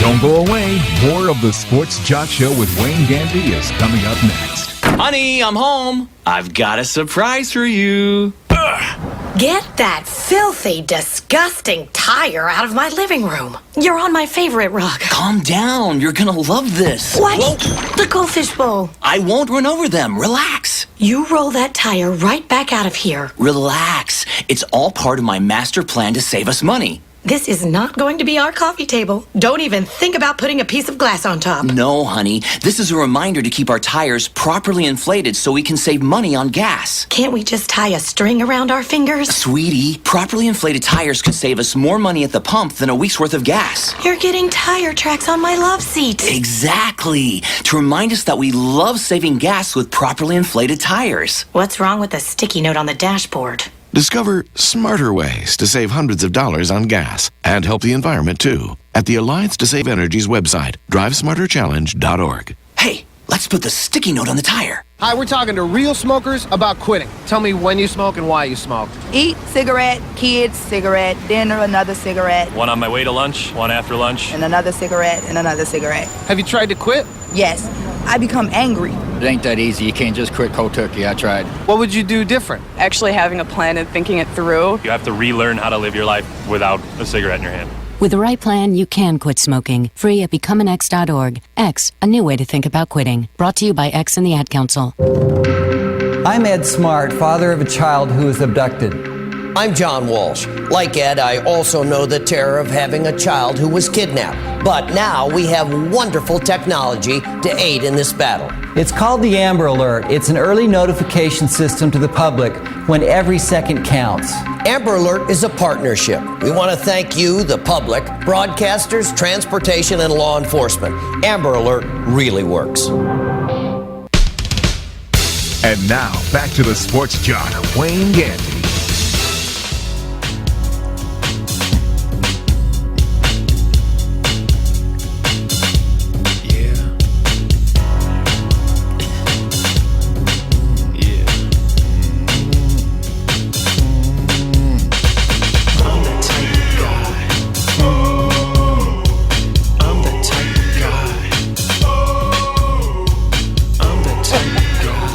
Welcome back to the Sports Joc Show. I'm the Sports Joc Wayne Gandy. Tonight's Monday night game, 8:30, ESPN. 4-2 Arizona hosting 1-5 Baltimore Ravens. If you didn't know, ESPN cut 300 jobs last week. No on-air talent went out the window, but they did let 300 people go. They are working with YouTube. So in a minute, for you people that are YouTube junkies, all ESPN material will be pulled off. You will now. And Big Kenny, I think you're right. It might be time for me and you to go to Vegas. We spoke about this a good year and a half ago. Eventually, you will pay for all sports. ESPN will be charging you $9.99 if you want a YouTube, as we call YouTube Red. YouTube Red. $9.99 to watch any of their material. They will be pulling it off, and you have to get that. I don't really speak computer, so I don't know what that actually means. I don't know if I've ever YouTubed anything, but. And now you definitely won't. For $9.99. Yesterday, if you were trying to catch out the Jacksonville Buffalo game, it was over in London. We're sorry to you people over here, you Brits. We didn't just send you two bomb teams. We sent you two bomb teams. Jacksonville winning 34-31. This game, because I tried to watch it when I did arise from my bed, was on Yahoo. it wasn't even on television. So you had to go on Yahoo to even watch this game. Big Kenny, can you explain what did that mean I would have had to do? Turn on the computer. No, I cannot explain what that would. On Yahoo, right next to the recipes, and your AOL email. right. We've got buffalo, and we've got buffalo chicken salad. What happened? That's where they showed the entire game. It was not on television. I went through all the channels, and to the point I actually Googled to find out, and it said you had to go to Yahoo, I guess yahoo.com, to even watch the game. And it was over in England. They used to show the game on TV, and now they keep making these partnerships, and then eventually they switch to where you have to go to that website. Do you think it had anything to do with the teams that were playing that maybe nobody was interested in picking it up? Is that possible? I think they're slowly getting you. There's 500,000 cable channels. Yeah, one of them, TV could have been there. I mean, anybody. I just think they're slowly getting you to have to buy and purchase sports. Yeah. It's the only live thing that's going on. Everything else is recorded, so. And ESPN was honest to elevate their revenue. They are going to do these kind of things. They kind of feel like they have maxed out with subscribers, and so now we have to find unique ways to. And that's what probably 300 of these job cuts was about. We no longer need you 300 people because we're not actually running that division anymore. We're going to send it onto the computer, right? When the computer sending it to a website would cut down on employees. It's going to cut down on cable, too. That's what I always tell the bank teller that all the time. Oh, you can go online. I keep thinking, yeah, but if I go online and don't come in here and ask for a roll of quarters, eventually you ain't going to be here either. But they keep saying it. You can do it online. You do. What you say? Keep not wanting to talk to me. Keep on. and so as a result, ESPN shuffleboard is knocked down. All shuffleboard. Well, that's all the main time. reason a lot of people have cable, though, is for live sports. So if you can watch it on TV now, I can get rid of my Comcast bill. Mm-hmm. Good. Yeah, that's how it's going. So Seattle on Thursday night taking on San Francisco. 20-3. Kaepernick the week before showed greatness. Back to this game, he went back to his old ways. Russell Wilson doing enough to get the Seattle Seahawks to 3-4. San Francisco is now 2-5. Early in the week, which was a short week because they played on Thursday. Fred Jackson of the Seahawks had a car accident close to the facility. He wrecked his Corvette. As you can see, Richard Sherman and Lynch, and this is what's so funny with the media. The first report that came out of this was that Marshawn Lynch and Fred Jackson was street racing their cars, and Fred ran into a pole. Marshawn Lynch is always too high, according to Big Kenny, to ever be involved in high-speed street racing because he smokes right after practice. Marshawn Lynch said he was passing by and he stopped to help a teammate. He wasn't even on the road with this man. I wasn't even on the road, boss. I was passing by at 132 miles an hour, and I saw my teammate who was also traveling approximately about 132 miles an hour, who was also perpendicular to me, and we were riding, and he was screaming, "You don't want none of this," and he lost control accidentally of his car. And he hit a pole, and I stopped to help him. Oh, man. In Washington, the Redskins, in dramatic fashion, in a game that Tampa at one point was up, I want to say 24-0 on Washington. Washington came back to win 31-30 behind Kirk Cousins. In the waning moments of this game, Jameis Winston having probably his best day as a pro, 21 of 29, 297 yards, 2 TDs, but the most important part of that, he threw no interceptions, and he only got sacked once. So, as I said, these first couple years are going to be touch and go with him. He's 21 years old. So imagine where your 21-year-old son trying to lead a franchise would be. and wait. When he's 24, whatever he's doing at 24, that'll be the player. But right now, it's going to be those up and down days, and he's developing.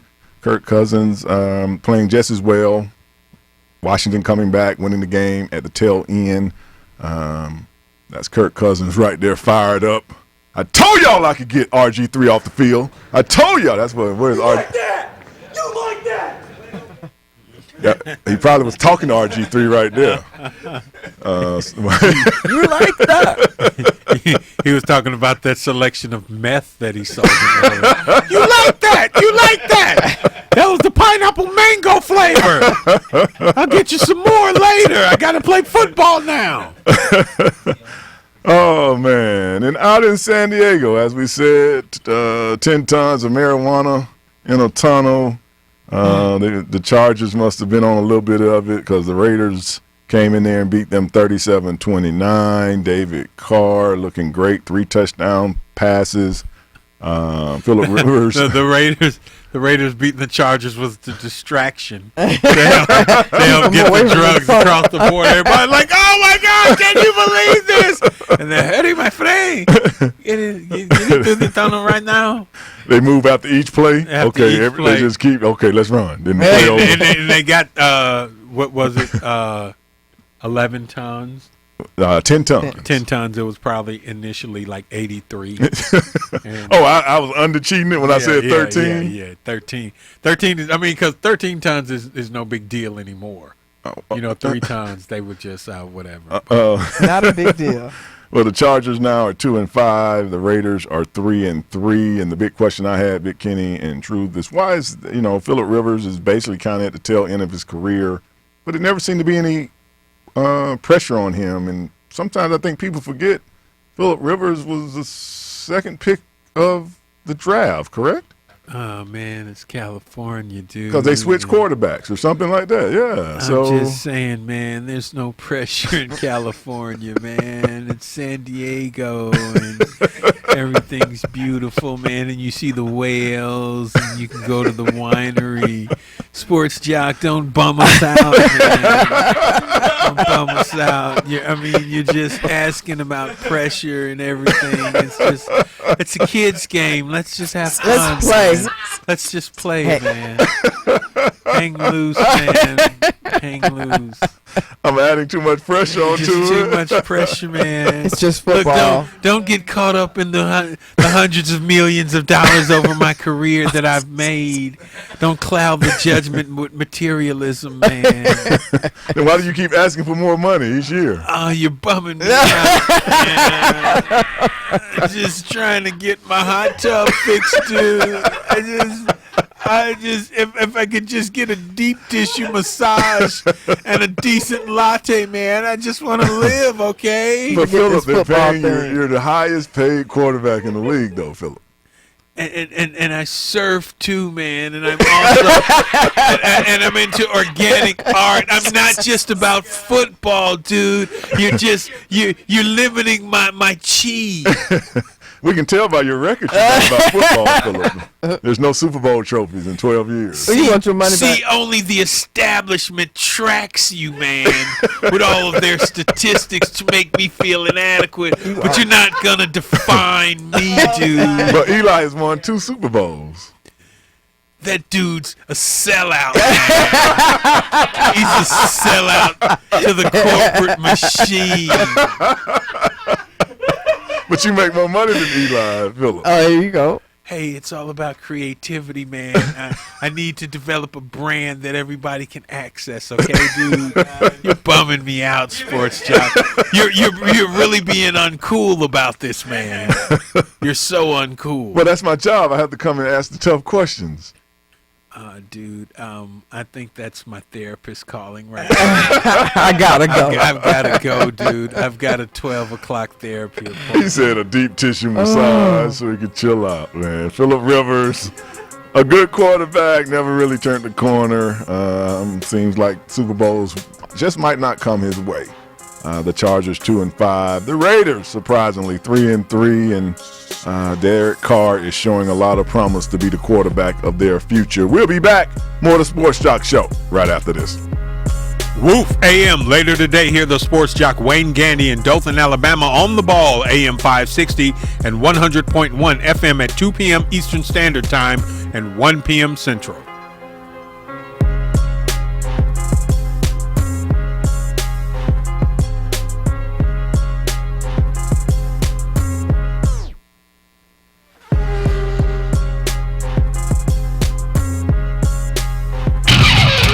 Don't go away. More of the Sports Joc Show with Wayne Gandy is coming up next. Honey, I'm home. I've got a surprise for you.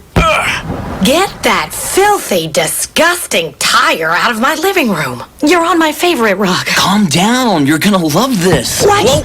The goldfish bowl. I won't run over them. Relax. You roll that tire right back out of here. Relax. It's all part of my master plan to save us money. This is not going to be our coffee table. Don't even think about putting a piece of glass on top. No, honey. This is a reminder to keep our tires properly inflated so we can save money on gas. Can't we just tie a string around our fingers? Sweetie, properly inflated tires can save us more money at the pump than a week's worth of gas. You're getting tire tracks on my love seat. Exactly. To remind us that we love saving gas with properly inflated tires. What's wrong with the sticky note on the dashboard? Discover smarter ways to save hundreds of dollars on gas and help the environment too at the Alliance to Save Energy's website, drivesmarterchallenge.org. Hey, let's put the sticky note on the tire. Hi, we're talking to real smokers about quitting. Tell me when you smoke and why you smoke. Eat, cigarette, kids, cigarette, dinner, another cigarette, One on my way to lunch, one after lunch. and another cigarette, and another cigarette. Have you tried to quit? Yes,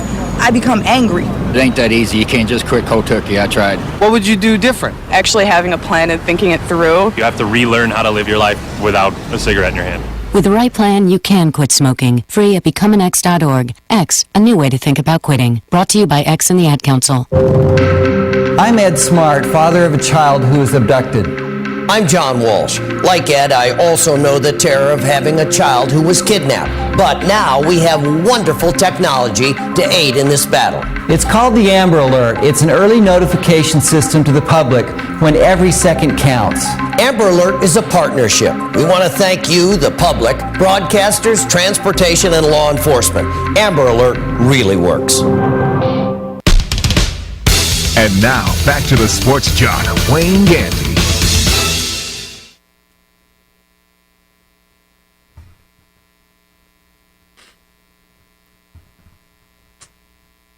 Welcome back to the Sports Joc Show. I'm the Sports Joc, Wayne Gandy. As we said, Monday Night Football is tonight at 8:30. It's the Ravens visiting the Arizona Cardinals. Tomorrow, the Mets in Game 1 will be taking on the Kansas City Royals. This is the 5th time the Mets and their organizational history has been to the World Series. This is the 2nd time in a row for the Kansas City Royals. And tomorrow, the NBA season kicks off at 8 p.m. here in Atlanta. The Pistons will be visiting the Hawks.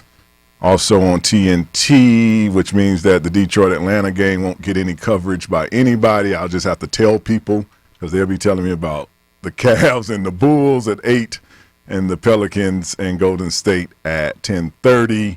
Before we bring on our guest, Joe Vardon, the Cleveland.com NBA reporter, we'd like to say our condolences to the Saunders family. Flip Saunders loses his cancer battle, dies at age 60, back in August. The report came out that Flip and the doctors felt like he could beat this, and he has lost his battle. 17 years as an NBA head coach. Flip Saunders, Timberwolves, the Pistons, teams like that.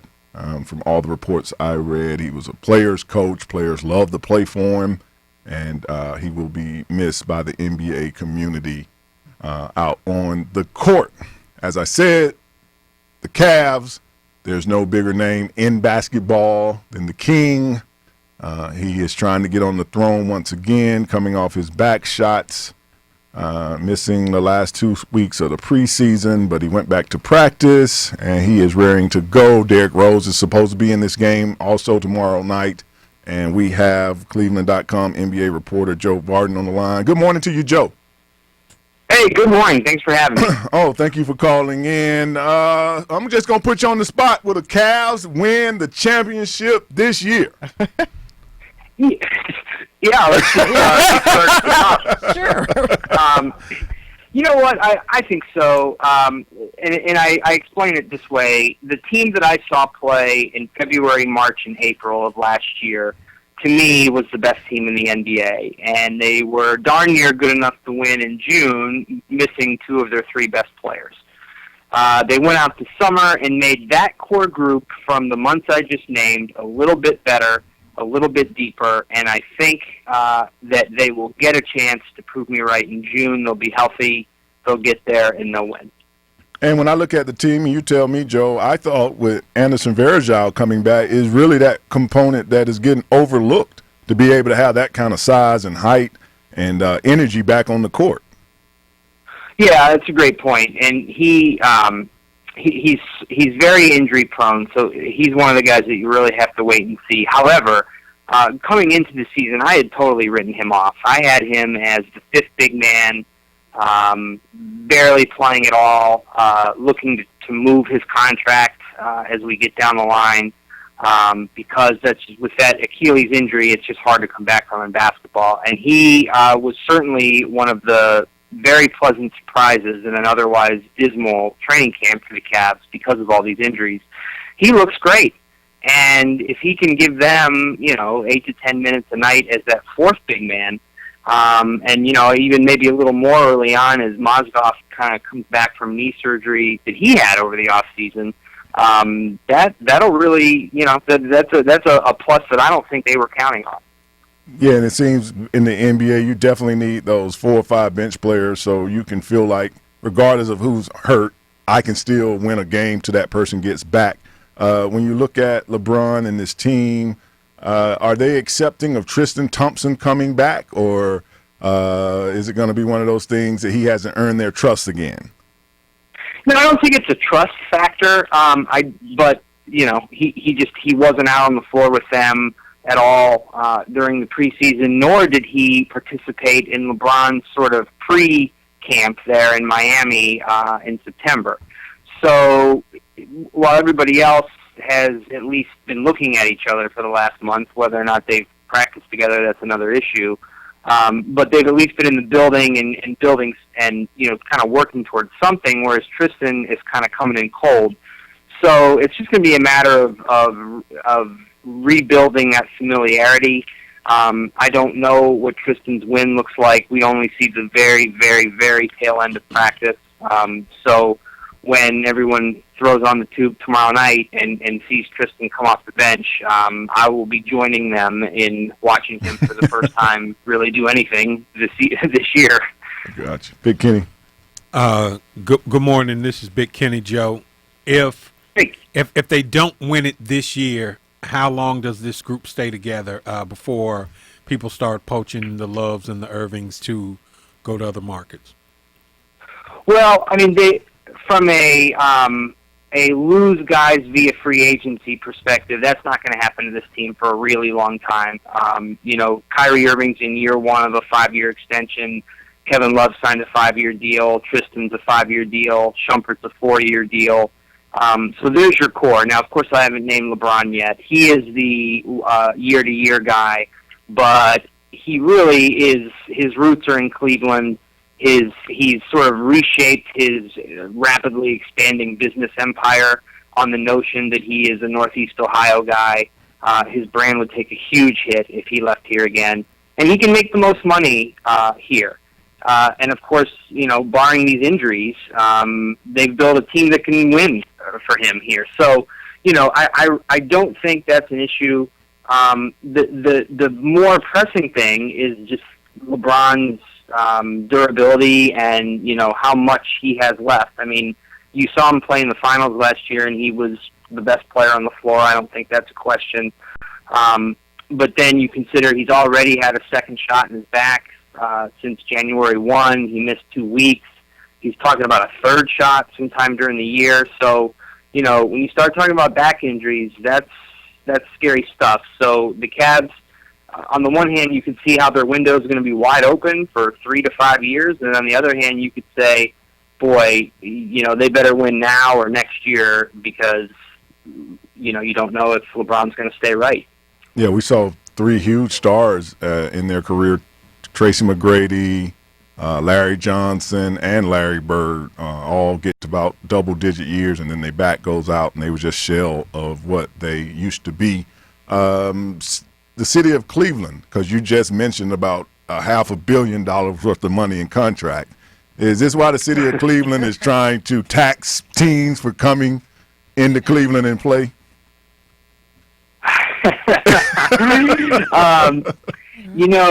That is that's a whole another matter. It's working its way. He had to check with the mayor's office for that answer. It's like,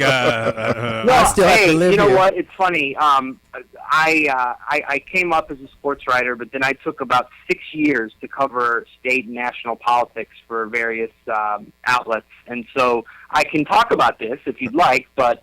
The bottom line is that they're not really supposed to be doing that, and the courts have ruled against the city, and that they're going to have to be cutting checks because of wrongful taxation. But that's a sore subject here in Cleveland, from the idea of all the money going towards sports already, and the owners ask for more of public tax dollars every year. I'm sure you deal with similar situations down there. Yeah, I was about to say, Joe, we're in Atlanta, so we're used to government corruption around here, local corruption.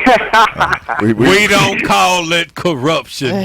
We call it Southern hospitality. It's just the way we do things. Real quickly, if you had to pick a team that Cleveland is going to play in the Eastern Finals, who would that team be? I picked the Heat. And I loved what Atlanta did last year. I'm concerned about losing DeMarre Carroll. I thought he was the glue.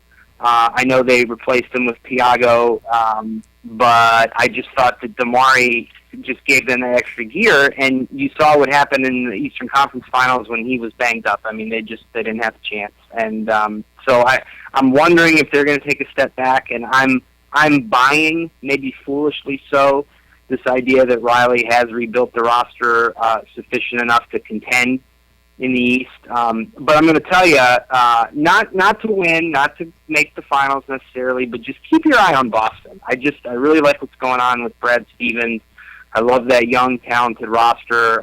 They brought in Amir Johnson, for a little bit of extra defensive grit there. And I think they have some flexibility on the roster too. They can make a deal if they needed to. So I don't know. That's kind of my sleeper team. But I think everyone right now sees this as a Cleveland league, and you can't. The thing that derails that is injury. So. And if I'm going to call FanDuel, should I say Cleveland versus Spurs or Cleveland versus Golden State? I like the Warriors. But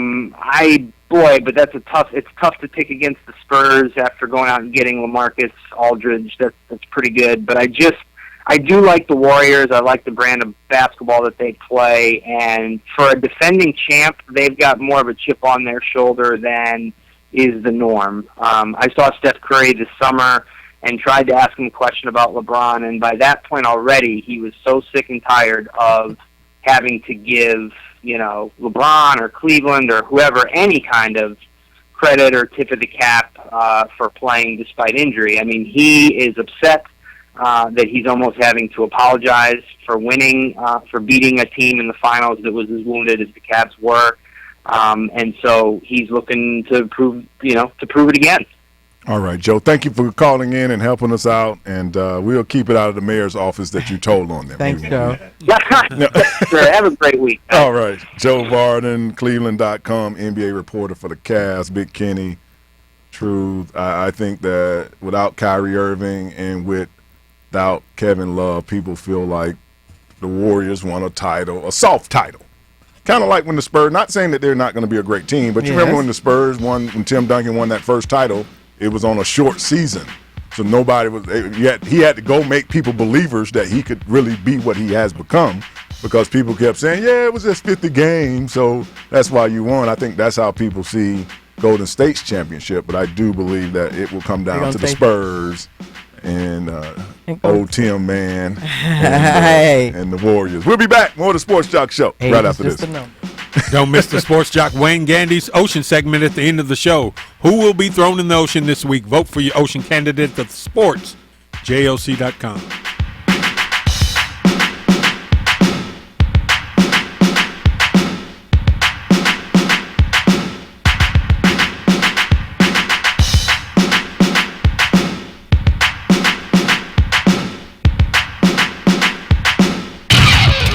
Don't go away. More of the Sports Joc Show with Wayne Gandy is coming up next. Honey, I'm home. I've got a surprise for you. Get that filthy, disgusting tire out of my living room. You're on my favorite rug. Calm down. You're gonna love this. What? The goldfish bowl. I won't run over them. Relax. You roll that tire right back out of here. Relax. It's all part of my master plan to save us money. This is not going to be our coffee table. Don't even think about putting a piece of glass on top. No, honey. This is a reminder to keep our tires properly inflated so we can save money on gas. Can't we just tie a string around our fingers? Sweetie, properly inflated tires could save us more money at the pump than a week's worth of gas. You're getting tire tracks on my love seat. Exactly. To remind us that we love saving gas with properly inflated tires. What's wrong with the sticky note on the dashboard? Discover smarter ways to save hundreds of dollars on gas and help the environment too at the Alliance to Save Energy's website, drivesmarterchallenge.org. Hey, let's put the sticky note on the tire. Hi, we're talking to real smokers about quitting. Tell me when you smoke and why you smoke. Eat, cigarette, kids, cigarette, dinner, another cigarette, One on my way to lunch, one after lunch. and another cigarette, and another cigarette. Have you tried to quit? Yes, I become angry. It ain't that easy. You can't just quit cold turkey. I tried. What would you do different? Actually having a plan and thinking it through. You have to relearn how to live your life without a cigarette in your hand. With the right plan, you can quit smoking. Free at becomeanx.org. X, a new way to think about quitting. Brought to you by X and the Ad Council. I'm Ed Smart, father of a child who was abducted.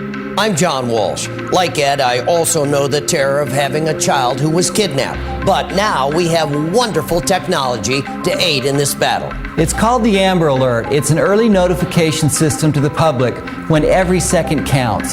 Amber Alert is a partnership. We want to thank you, the public, broadcasters, transportation, and law enforcement. Amber Alert really works.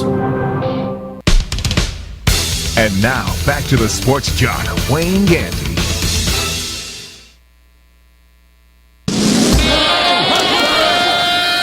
Enough is enough! I have had it! Why so serious? And we hold the world ransom for... Excuse me while I whip this out. Show me. Broadcasting live from the Armada FM studios in Atlanta, Georgia. This is the Sports Joc Show with Wayne Gandy. You may build me up, yeah, can you build me up, yeah. You won't break me down, I've come too far, yeah, I've come too far, yeah. So just throw in the towel, it's a new day, I'ma do it, yeah, I'm gonna go all the way. You may build me up. Welcome back to the Sports Joc Show. I'm the Sports Joc, Wayne Gandy. It is the last Monday, as we said, in the great year of 2015, on record to be the hottest year ever in the United States of America. I guess some of those reports that global warming is really going on. They say at the pace that it is, this will be deemed the hottest year ever.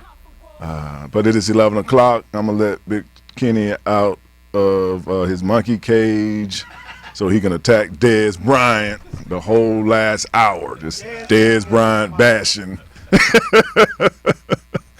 But we thank Joe Varden, Cleveland.com NBA reporter.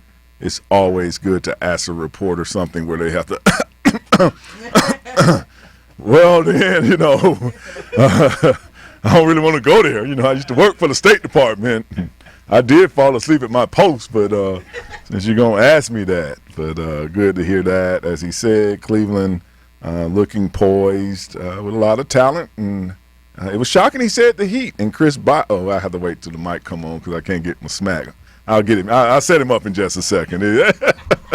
But he said the Heat was a surprise team. I got to look at their roster. I know Amari Stoudemire went down there to come off the bench. I got to see what else they have going on. The NBA season kicks off tomorrow. World Series kicks off tomorrow. This past weekend here, after I left the Georgia Tech Florida State game, I did make my way over to Phillips Arena, caught the comedy show. Some of Big Kenny's partners in crime over there telling jokes. I was able to still catch said entertainer and D.L. Hughley at the end. They had George Lopez hosting, and Eddie Griffin. I thought he was in prison. And Charlie Murphy, I think he might have the shingles because he was looking a little Trick Daddy Dollar. I don't know what disease that is, but is that what it is? Oh, and nobody's talking about it? Oh, okay. He looked like walking death, and not trying to be funny. It was just very surprising to see him look like that. And because, he always, his career just looked like Eddie with a little darker skin and a mustache. But he really looks like he's ill. And that was just from him walking on the stage at the end, because I did not get to see him perform. But it was a funny show. You had to see those guys, and all of them 50 now, so their brand of comedy has changed. But it was a nice crowd and good to see them in action. Before we go on, before I bring my co-host back on, I would like to show, because we were talking about LeBron James, Rick Ross, the hip-hop artist. He's redoing Evander Holyfield house, which I thought he had to put it up for bond. So I don't know how that worked. Didn't he have to bond out with the house or something like this? Huh? Oh, you had to keep it? What if I end up running over then the 4 kids? Okay, so somebody might inherit this picture of LeBron that he is putting on his basketball court. But he is putting a picture of LeBron up on the wall in his court so he can dream. He wish he had LeBron abs. He wish he had LeBron's all that,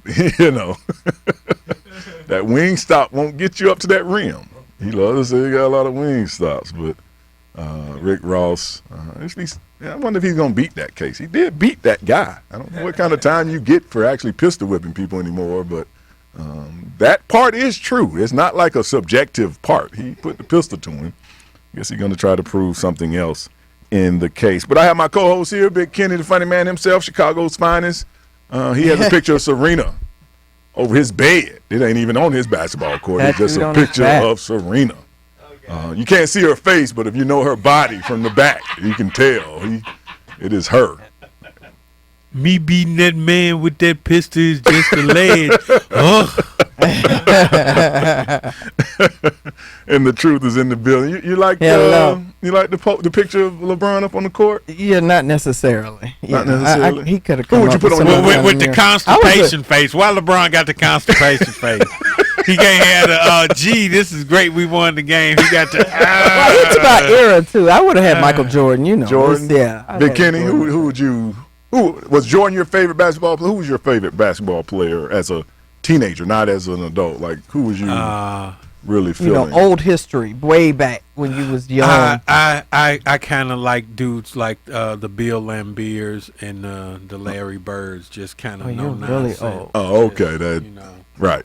Karl Malone. Just dudes that play basketball. John Stockton. That lunch pail style. Lunch pail with a napkin and right. Boiled egg with a salt and pepper shaker inside the lunch pail. What you got? Black coffee and a boiled egg. All right, you getting fancy today, huh? Yeah. just those kind of players. Yeah, that lunch pail, because you knew you never had to have that feeling whether you thought they were going to be serious or not. You knew whatever they had in them, they were going to give you today. Yeah, never have to worry about Bill Lambier Jr. at Halloween. You know what I mean? Well, Russell Wilson on his break, trying to show his love to his girlfriend threw her a party. He's married now. Isn't he? Did they get married? I know he threw her a party. Did they get married? Yeah, they got married. She's Catwoman, and that's him in the Batman outfit. I don't know who the guy is in the Punisher outfit. They had celebrities like Beyonce there and different people. To Sierra's Storm 30th birthday party out in L.A. As me and Big Kenny said, it's funny, but your record is you're 3-4. You can barely win football games, but you seem to be doing what you want. This is what you wanted. You're dating her with a purpose. Oh, you said. I was thinking Russell Westbrook. No, Russell Wilson. Well, I Sierra. didn't recognize him with the man. What about Sierra? I recognize her from the front. But that was her 30th birthday party out in. And she's just 30. That seems like a lot of miles on 30 years old. Oh, that's cool. Yeah, well, Bow Wow introduced her to us when she was 18. And then passed on the future. That's why it seems so long. It's like LeBron. By the time you stop saying LeBron's name on a basketball court, he's still going to be 31. He'll be getting your AARP. I mean, he's only 30. Yeah. Yeah, he's 30. He'll be like 31, I think, by the end of the year, but he could easily play another 9 years like Kobe. It seemed like Kobe, there was never not a Kobe. That's how long he's been in the league, 20 years. This will make, I think, for Kobe or his 19th, something like that, and he's only 38. So it's the same thing with LeBron. He plays another 9 years. It's a whole nother generation of fans. And seriously. Because even our greats, I think Kareem is really him and Karl Malone are the only greats that played that long. Mike and most of those guys hit about 14, 15, and they left. There are a couple of long-tooth people. Magic only played 12 because of the situation, but he was 32. Because of the situation. That's so politically correct. What situation is that? Sports Joc. Did his car get towed? Did he spill something on his shirt? What situation is that? Sports They Joc? gave him the wrong order? You have to leave some stuff people to research. No, you do not. He didn't get no silverware with his takeout meal?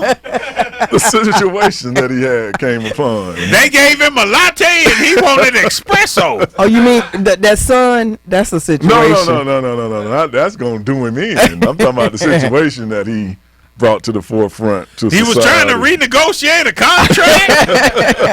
The divorce? What situation you keep talking about? This mysterious situation. He refuses to say. Speaking of birthdays of last week, Bootsy Collins, 64, Bob Knight. Bob Knight, the head coach, Indiana Greatness, 75, Robinson Cano, 33, Judge Judy, 73, Zach Greinke, 32, Princess Leia, 59 years old, Carrie Fisher, Amber Rose, 32, Miguel, 30, Ryan Reynolds, 39, Pele, 75, Heath Miller of the Steelers, 33, Doug Flutie, the miracle throw, Boston College versus Miami back in 83. Doug Flutie is now 53. Hillary Clinton, 68. Hillary Clinton, 68. Kim Kardashian, 35. Sierra, as I said, 30. Nancy Grace, 56. Katy Perry, 31. Y.A. Tillo, 89. Monica, 35. Pedro, still got a Jerry curl. No, you don't have his Jerry curl anymore. 44 years old. Pedro Martinez. Monte Ellis, 30. Seth MacFarlane, 42. Craig Robinson, 44. Snoop Dogg, 44. And Drizzy Drake had his 29th birthday last week. That was the birthdays of last week. Magic couldn't make it to Drake's birthday party because of his situation. Did he open a new Starbucks? It's a situation. What y'all call it? Bankruptcy. I don't know what you're talking about. Did he file for bankruptcy? You know, when he stopped having to play basketball. Did he merge with Time Warner? He couldn't play basketball no more. So we're going to break because he had a situation come up. We're going to go to break. We're going to come back, talk to our man Doug. Is he Fireball. studying for his accountant's license? It's just a second. Did they cancel his auto insurance?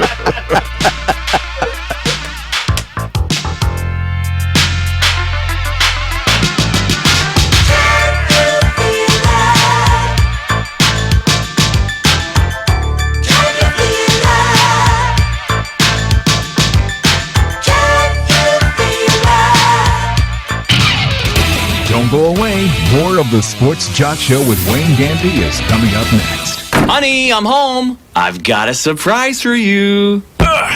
Get that filthy, disgusting tire out of my living room. You're on my favorite rug. Calm down. You're gonna love this. What? Whoa. The goldfish bowl. I won't run over them. Relax. You roll that tire right back out of here. Relax. It's all part of my master plan to save us money. This is not going to be our coffee table. Don't even think about putting a piece of glass on top. No, honey. This is a reminder to keep our tires properly inflated so we can save money on gas. Can't we just tie a string around our fingers? Sweetie, properly inflated tires could save us more money at the pump than a week's worth of gas. You're getting tire tracks on my love seat. Exactly. To remind us that we love saving gas with properly inflated tires. What's wrong with the sticky note on the dashboard? Discover smarter ways to save hundreds of dollars on gas and help the environment too at the Alliance to Save Energy's website, drivesmarterchallenge.org. Hey, let's put the sticky note on the tire. Hi, we're talking to real smokers about quitting. Tell me when you smoke and why you smoke. Eat, cigarette, kids, cigarette, dinner, another cigarette, One on my way to lunch, one after lunch. and another cigarette, and another cigarette. Have you tried to quit? Yes, I become angry. It ain't that easy. You can't just quit cold turkey. I tried. What would you do different? Actually having a plan and thinking it through. You have to relearn how to live your life without a cigarette in your hand. With the right plan, you can quit smoking. Free at becomeanx.org. X, a new way to think about quitting. Brought to you by X and the Ad Council. I'm Ed Smart, father of a child who was abducted. I'm John Walsh. Like Ed, I also know the terror of having a child who was kidnapped. But now we have wonderful technology to aid in this battle. It's called the Amber Alert. It's an early notification system to the public when every second counts. Amber Alert is a partnership. We want to thank you, the public, broadcasters, transportation, and law enforcement. Amber Alert really works. And now, back to the Sports Joc, Wayne Gandy.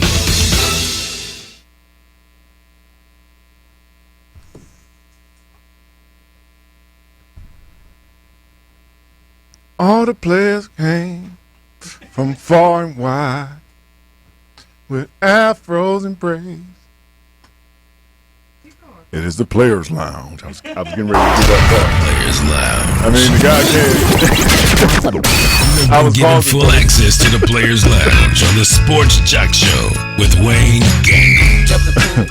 I'm working with him, Truth. I'm doing the best I can, you know, voiceovers and everything. I'm only getting paid one check, but it's just voiceovers and everything around here. But welcome back to the Sports Joc Show. I'm the Sports Joc, Wayne Gandy, sitting here with the Truth and the funny man himself, Big Kenny. Next time I'll do that. It's the Players Lounge with Sports Joc Wayne Gandy. We got our main man on the line, Talladega, a lot of crashes, and he was there, and he sent us the pictures to make sure we knew. These are the pictures that he sent to his wife as well to justify that he had taken the trip down to Alabama. Good morning to you, Fireball. Hey, what's going on? Just here in the nick of time. So let's start with Kevin Harvick. Did he crash his car after the restart, or you look like he did? That smile says he really did. Well, it's tough to say exactly what happened there. The real controversial part about Kevin Harvick, to me, is why he was still on the racetrack. So the way the race ended is NASCAR reduced its amount of extra finishes at the end because they try to ensure races finish under green flag. They said they were only going to have one green, white, checkered finish in this race because at races like Talladega and Daytona, the field is so bunched up. There's so many people that wreck. It could be so dangerous that they wanted to try to limit the amount of times that could happen. Well, right as they were going for their first green, white, checkered finish, a wreck broke out before the start-finish line and NASCAR threw the caution. Well, they said, hey, that doesn't count as our attempt. We get a do-over since we didn't actually take the green flag. So they racked them all up again. But during that restart, that first restart there that I mentioned, Kevin Harvick's car didn't go, and he knew there was a problem with it before that restart happened, and he pulled out of line. But then NASCAR froze the field so they could start the race again, and a few laps later, the same thing happened. Harvick, who had a problem with his race car, this time didn't get it out of line as quickly, and what it seemed to do on the replay is that he stayed in line, waited for a car to go around him, that being the number 6 of Trevor Bayne, and then Harvick kind of nosed up the track and spun Bayne out, and that caused another crash right as the field took the green flag. Thus, NASCAR froze the field, and Harvick kept his position. The spots that he would have lost would have knocked him out of the chase, but instead he was able to maintain position and advance. Denny Hamlin, who got eliminated from the chase, Trevor Bayne, who got wrecked by Kevin Harvick, Ryan Newman, who got eliminated from the chase, and Matt Kenseth, who also got eliminated from the chase, all went to NASCAR and complained, their team representatives did, complained that they said Harvick not only had a problem, but he also seemed to intentionally cause a caution to save his butt. And NASCAR made the judgment that as of right now, nothing crazy has happened. This situation, guys, is very similar to what happened, and we talked about it right here on the show 2 years ago at Richmond International Raceway, where the race before the chase started, Martin Truex Jr.'s teammate Clint Boyer spun out on purpose to try to freeze the field and give Martin Truex Jr. a chance to gain some positions and make the chase. In that instance, NASCAR, after that race was over a couple of days later, ruled that indeed the results had been manipulated. Truex Jr. was taken out of the chase, and Ryan Newman and Jeff Gordon were added into the chase field in what was a really mixed up thing. I have no idea what NASCAR is going to do, but a lot of people seem to tell me they don't think they're going to rule anything and that Kevin Harvick was just doing what he had to do. I was going to ask you, Fireball, just like in the NFL, the NBA, even Major League Baseball with review, is it possible to prove this? What kind of evidence would they need to prove whether he did it or not? I think they need to listen to his radio transmission, number one, and then I think also they need to look at the video and see what happened. The replays that I saw on TV, and I was at the racetrack, but when you see the wreck breakout, it's tough to see exactly how it transpired. But after the race, I saw some replays on TV that sure looked like Kevin Harvick, who knowingly had a problem and did not get black flagged by NASCAR, which to me is the most ludicrous part of this whole thing, but Kevin Harvick seemed to nose up the racetrack and spin Trevor Bayne. If you listen on Kevin Harvick's radio, the team decided, hey, we know we've got a problem. We're going to stay in this race and hope that the field wrecks. And there was some two-way communication on that team radio that NASCAR could go back and listen to, and maybe between that and the video and what other drivers are saying, including Trevor Bayne, who got spun by Harvick, they could put it together. NASCAR's in a tough position. Kevin Harvick has by far been the best driver in the Sprint Cup Series this season, except for maybe the exception of Joey Logano, who just won this Talladega race, his third win in a row, by the way. And he's the defending Sprint Cup Series champion, too. So it's a really tough call for NASCAR to make because you're talking about an elite driver who very well could win this championship. And if they rule against him, that means they're going to take him out of the championship, I'm sure. And that's really going to ruffle some feathers. It's kind of one of those damned if you do, damned if you don't situations. Well, let me ask you this. So who makes this call? Is this Kevin? Is it Kevin or is it the guy that's running the pit crew? Who says let's do this movement? Is it like a head coach? Like sometimes a player gets blamed for what a coach actually called. Yeah, I mean, it's tough to say. I think in Harvick's case, he knew what he had to do, and I don't think anybody had to tell him. I think that when they were talking on his team radio, and I was listening, I was at Talladega listening to that team radio, and I went up after the race and talked to Harvick afterwards, asking him what was wrong with his car. So, I mean, I didn't gather at the time that it was intentional, just listening to it. I never heard anything myself from the parts that I listened to live that anything happened intentionally. The only thing I knew they intentionally did is they knew they had a problem that could put other people in danger of wrecking by staying on the track. Their car wouldn't go. It essentially, when it went through the gears, would just sputter out, okay?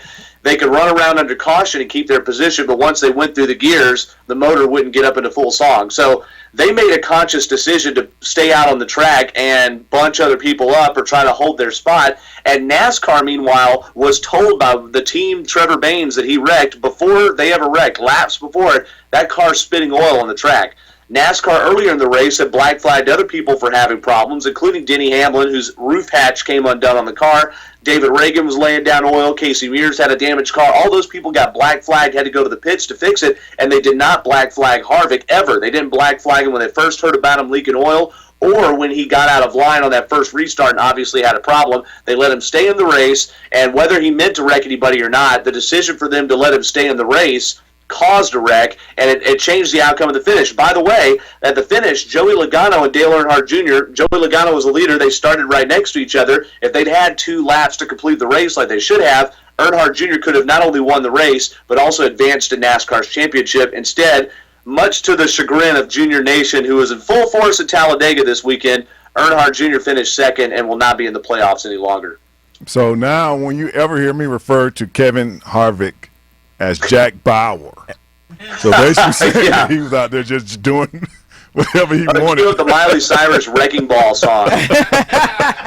He really liked that, I'm sure. It sounds like part of it is NASCAR's fault as well if they didn't call the car out. Yeah. Well, that's kind of my point. I'm working on a blog post I'm going to put up on GoPRN.com, the Performance Racing Network, which is essentially saying that is you could split hairs and say whether Harvick wrecked the number 6 of Trevor Bayne intentionally and set off a multi-car wreck to end the race, but NASCAR shouldn't have left him on the track. I mean, that's exactly the point I wanted to make there. So, and it's really too bad because Dale Earnhardt Jr. came back from 3 different problems that took him out of the lead in that race to slice through the field and go up there and battle with Joey Logano. The 2 best cars could have duked it out and what would have been just an absolutely incredible finish, and instead they never even got the race restarted. Essentially, as soon as they passed the start-finish line, the field red behind them and the race was over. So that was a really unfortunate ending. And by the way, the fans showed their displeasure, as you might expect, guys, by chucking beer cans full of beer onto the track as Joe Logano was doing his burnout.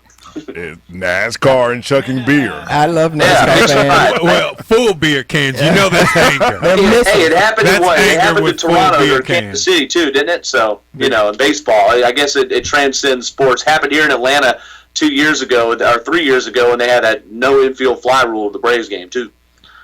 Can you get? No. Oh, okay. Last question before I let you go, Fireball. Will there be any backlash? Will this? Oh man, in the next, that's in the tough next to say. First off, Matt Kenseth, who got eliminated in the chase, is already mad at Joey Logano for spinning him out to win the race back at Kansas last week. And so I think Kenseth already owes Joey Logano one, especially now that Kenseth's not in the chase anymore. But also at Martinsville, you got to think, which is a short track, a great place to retaliate against the driver. You got to think this coming week that people are going to also have their eyes on Harvick too, because whatever NASCAR decides about this, if they decide anything else, Harvick's got a big target on him and kind of, in my opinion, a tainted advancement in the playoffs. So I think he's become a bad guy, and I wouldn't at all be surprised if Denny Hamlin or Matt Kenseth found Kevin Harvick or Ryan Newman and decided to give him the old chrome horn there and show him their displeasure. I've been waiting for Days of Thunder too. I've been waiting on You might see it, okay? You saw if you saw the ending of that race at Kansas last week where Logano turned Kenseth out of the lead with 4 laps to go. That was pretty darn close. Getting back to the real NASCAR. This is that real NASCAR. Well, thank you, Fireball, for calling in and helping us with the show. Always great to be on with y'all. I hope you have a great week. Thank you. Doug Fireball Turnbull, NASCAR. That's how it used to be. Hey, get out the way. You know, shake and bake and get on out the way. If you Don't can't you move. put that evil on me, Ricky Bobby. It's such a gangster But in a sport. case like this where you knocked me out, because I was always wondering, why do you keep racing? It's not like they take you out the race. You just fall out the standings, but then you still race. Then I just come up here, give you a little quick nudge, and, you know. Tear up $8 million worth of cars. Basically, you know, and get you out the point standing. And I would be very surprised if we're not sitting here next week reporting on somebody wreck somebody out, and then they do that little out when they get out the car, because don't none of them throw a real punch. You know? It's just a foul. I mean, you know. Ouch! You brute! So NASCAR Talladega Fireball Turnbull, we thank you for calling in, Jack Bauer. You see, because I always wondered in NASCAR who makes the call on stuff, and I was, you know, something like this, who goes tell you to hit the bumper, Deflate the ball. Whose call is it? Can you imagine what the water cooler talk is this morning in Talladega? Man, getting in and come around there, they spunt him out, man. They gonna go down there and they ain't jerk him, and then they come through. He got in the Harvick, he done come up there and spanked him, and they NASCAR got a plum mess on their hands, man. We'll be back on the Sports Joc Show right after this. King of the Hill.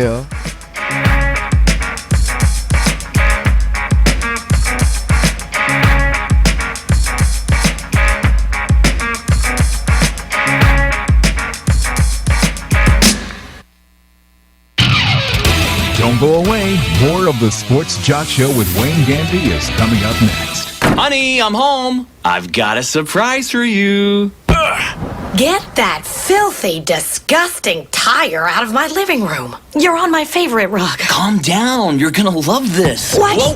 The goldfish bowl. I won't run over them. Relax. You roll that tire right back out of here. Relax. It's all part of my master plan to save us money. This is not going to be our coffee table. Don't even think about putting a piece of glass on top. No, honey. This is a reminder to keep our tires properly inflated so we can save money on gas. Can't we just tie a string around our fingers? Sweetie, properly inflated tires could save us more money at the pump than a week's worth of gas. You're getting tire tracks on my love seat. Exactly. To remind us that we love saving gas with properly inflated tires. What's wrong with the sticky note on the dashboard? Discover smarter ways to save hundreds of dollars on gas and help the environment too at the Alliance to Save Energy's website, drivesmarterchallenge.org. Hey!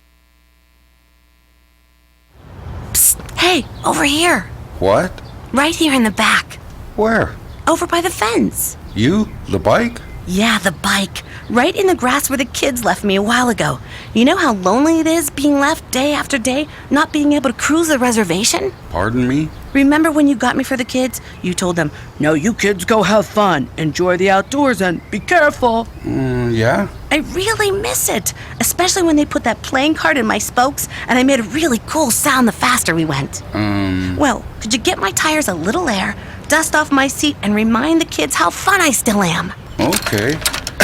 Oh, you are dusty. Yeah, and I may need a couple of bolts tightened too. Now let's go.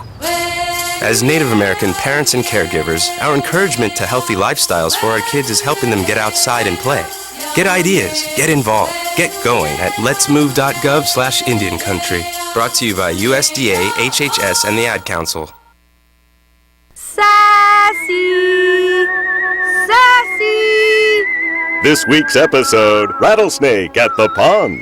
Oh, Johnny, skipping rocks at the pond sure is fun. Hey, look, a moving stick. That ain't a stick, that's a rattlesnake. Sassy, we're in danger. Good idea, Sassy. Go get Mr. Gunderson. You will in a second, but first you'd like to tell us something we may not know about animal shelters in the United States? It's getting close, Sassy! Approximately 8 million pets enter shelters each year?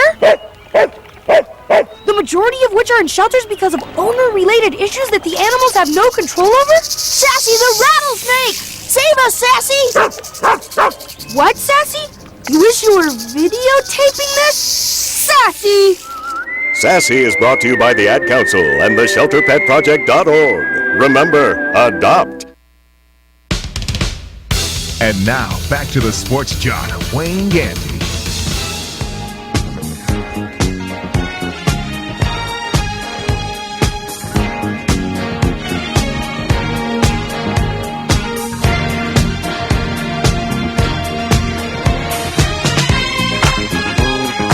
Welcome back to the Sports Joc Show. I'm the Sports Joc, Wayne Gandy. We'd like to thank our man Doug Fireball Turnbull for calling in. NASCAR Sprint chase going on hot and heavy.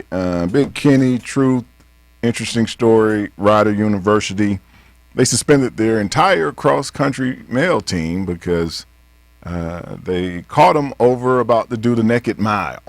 A couple of weeks ago, and they suspended him. This happened in early September. The team consisted of 28 members, and it was supposedly part of a hazing, but all the people were participating. So they can't really take them down under a hazing act per se. But isn't this just college though? Like, I mean, the Naked Mile. I mean, it was, Van Wilder was in it. I mean, he pulled his little golf cart in and jumped right up in it. All right, you guys are going to do the Naked Mile. It's a strong tradition. And after you do the Naked Mile, one by one, you'll come into my room. Then we're going to do naked Greco-Roman style wrestling. We're going to use oil. A university men's cross-country team. And we're going to mix it with Bikram hot yoga. And we're going to be sweaty and oily in wrestling. It's the cross-country So team. all 28 people were... Yes, they suspended the team. In the 70s, that was called streaking. Yeah. Yeah, we saw it, and Will Ferrell went streaking, and it's been in a classic move. Saw it everywhere. Y'all, would you have suspended them for that? No. Or just made them do it in front of the whole campus? I mean, that would have been like during actual school hours, not at the track. Well, it's no different than papering the trees or whatever else you do. Is So America, we can show it on television, but you can't. After the Naked Mile, the paper and the trees might be a little bit different. Might look a little different. I did read that. Remember, the lady tried to sue Derrick Rose and said that he raped her, him and his friends. Derrick Rose filed a countersuit saying that the girl consented to, and that wasn't the first time. She had consented to group sex a couple of times, and she got mad because Derrick would not replace her sex toy that she had brought, and it broke. And that's what started the whole incident. This is what Derrick Rose put in his countersuit. It was about a vibrator. I said, I don't know what they call it. What kind of work you got to be doing? The smoke starts coming out. I think she's heating up, Captain. She's gonna blow. Give her more gas, Scotty. Well, I'm glad he just didn't let it go. He came back. He's like, no. Truth is, that was in part of his countersuit. I'm not mad. I'm just reading because I know he over there like, man, we're pushing the envelope. That's what was in the document. Let's say this is what happened, man. Harvick come around there and he's about to throw a gear out in there. You throw it in neutral, that thing just keep coasting because he just locked it up in there, and then his transmission went slipping, and he's going to go just jam it in there, in there, and the thing had slipped and then wouldn't go back in the gear, and then she tried to say me and my friends done raped her. Well, that was part of his countersuit that he filed on October the 1st. I hope he wins. Good. It came down to that, and she got upset, so she decided to take this. So we'll see. The sad news how is, this works. what kind of prowess do these men have where she's having group sex with you and your y'all friends still and need still need a toys. toy? You know what I mean? Somebody sleep on, because Derek's probably in the mirror like, my eyebrows just don't look right. Maybe she was using it. Hey, stop. We'll just move on. And then she was on some, this ain't doing nothing for me. I'm a sue. I tell you, Dallas Cowboy owner Jerry Jones, I don't think I knew, maybe you did.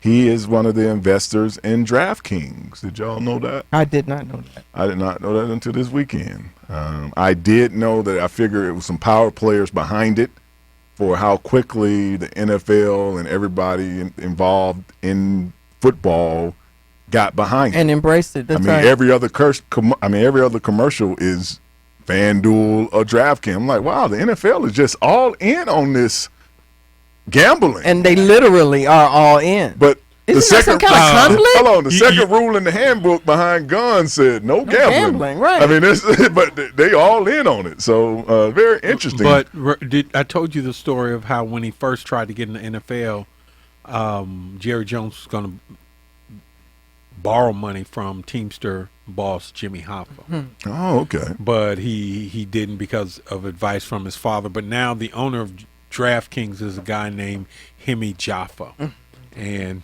he's back in business with Jerry Jones. So there's got to be a conflict, though. I would think I heard that him and Robert Kraft both have stakes in either DraftKings or FanDuel. So you always wonder why they sold. That's why I keep telling you. That's why NFL is Look. To hell with all this deflating balls. Let's just rig the gambling thing. Let's just do that. Let's just get our hands in the gambling, and then we'll get money from everywhere.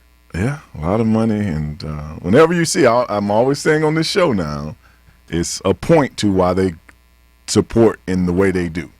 And it's not always because they're looking at it like, yeah, we're for that, as much as it is, yeah, we're for our pocket. Yeah, we're a part of it. And everything is going to come up rosy on our end in making money. And so I just thought that was interesting because I didn't know either one of those I didn't know owners could do that. Yeah, betting against the sport you play, so Pete Rose can now be going to the Hall of Fame. See, that's what Pete was saying. Yeah. Pete was telling Big Kenny when they used to talk. He's like, everybody's doing it. Hey, look, Pete's saying everybody's doing it, and my cousin that went to prison for weed is like, 13 tons?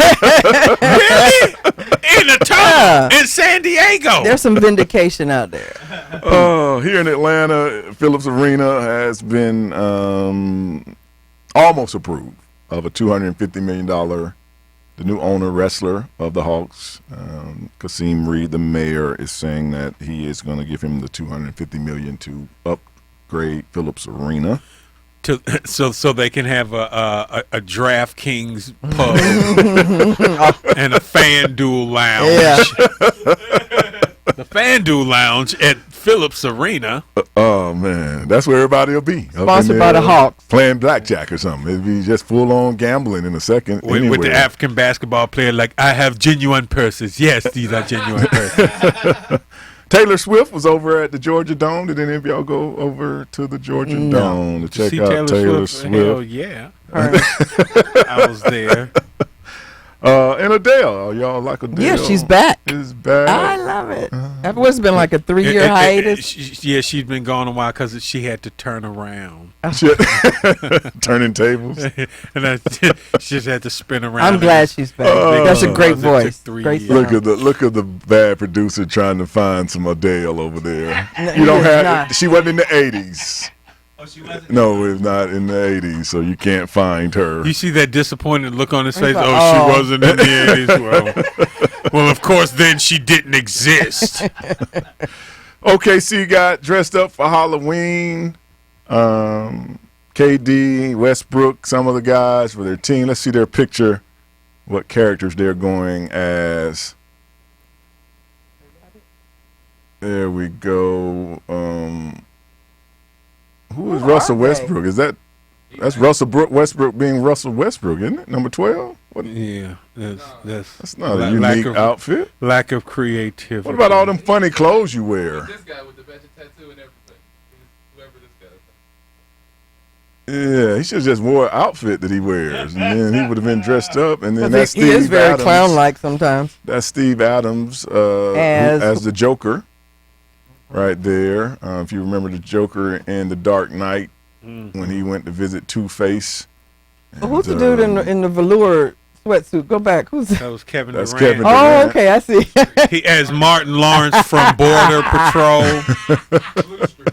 Blue Streak, right. Delivering the pizzas, and I don't know who the guy with the beard in the corner in the yellow shirt. Oh, Forrest Gump. Oh, okay. Yeah, when he was running. Okay. When he ran. I see. Okay, he would have to tell people that. Nobody would get it. The rest of them are more. Because Forrest Gump is no longer a relevant movie. Well, I guess does the hat say like Bubba Gump or something on it? Oh, okay, I would get it if I saw the Bubba Gump. Gotcha. So we have, I can't tell who that is. I know that's Steve Adams as a Joker. That's Kevin Durant as Martin Lawrence. And that is Russell Westbrook being somebody number 12 for Oklahoma City. Stephen Adams. The player. The dude that's dressed like the Joker. Right. See? You get it? You get it? Boo! that ain't even original, Big Kenny. What grades you give him on that costume? That is not. I think it's ghastly. It's like a C+.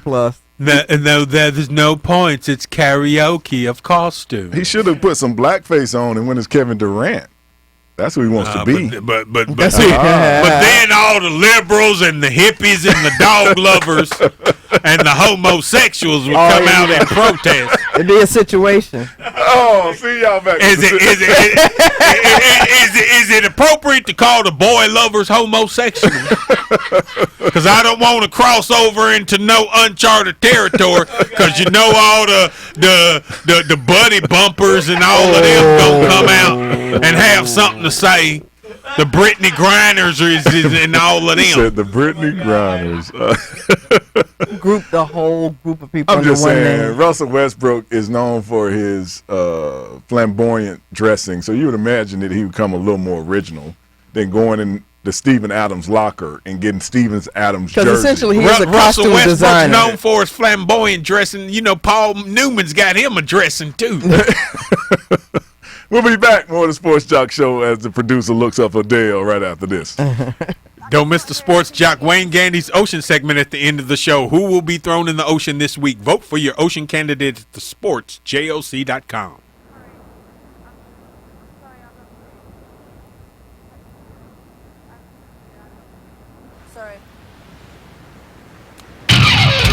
Don't go away. More of the Sports Joc Show with Wayne Gandy is coming up next. Honey, I'm home. I've got a surprise for you. Get that filthy, disgusting tire out of my living room. You're on my favorite rug. Calm down. You're gonna love this. What? The goldfish bowl. I won't run over them. Relax. You roll that tire right back out of here. Relax. It's all part of my master plan to save us money. This is not going to be our coffee table. Don't even think about putting a piece of glass on top. No, honey. This is a reminder to keep our tires properly inflated so we can save money on gas. Can't we just tie a string around our fingers? Sweetie, properly inflated tires could save us more money at the pump than a week's worth of gas. You're getting tire tracks on my love seat. Exactly. To remind us that we love saving gas with properly inflated tires. What's wrong with the sticky note on the dashboard? Discover smarter ways to save hundreds of dollars on gas and help the environment too at the Alliance to Save Energy's website, drivesmarterchallenge.org. Hey, let's put the sticky note on the tire. Hi, we're talking to real smokers about quitting. Tell me when you smoke and why you smoke. Eat, cigarette, kids, cigarette, dinner, another cigarette, One on my way to lunch, one after lunch. and another cigarette, and another cigarette. Have you tried to quit? Yes, I become angry. It ain't that easy. You can't just quit cold turkey. I tried. What would you do different? Actually having a plan and thinking it through. You have to relearn how to live your life without a cigarette in your hand. With the right plan, you can quit smoking. Free at becomeanx.org. X, a new way to think about quitting. Brought to you by X and the Ad Council. I'm Ed Smart, father of a child who was abducted. I'm John Walsh. Like Ed, I also know the terror of having a child who was kidnapped. But now we have wonderful technology to aid in this battle. It's called the Amber Alert. It's an early notification system to the public when every second counts. Amber Alert is a partnership. We want to thank you, the public, broadcasters, transportation, and law enforcement. Amber Alert really works. Sassy! Sassy! This week's episode, Rattlesnake at the Pond. Oh, Johnny, skipping rocks at the pond sure is fun. Hey, look, a moving stick. That ain't a stick. That's a rattlesnake. Sassy, we're in danger. Good idea, Sassy. Go get Mr. Gunderson.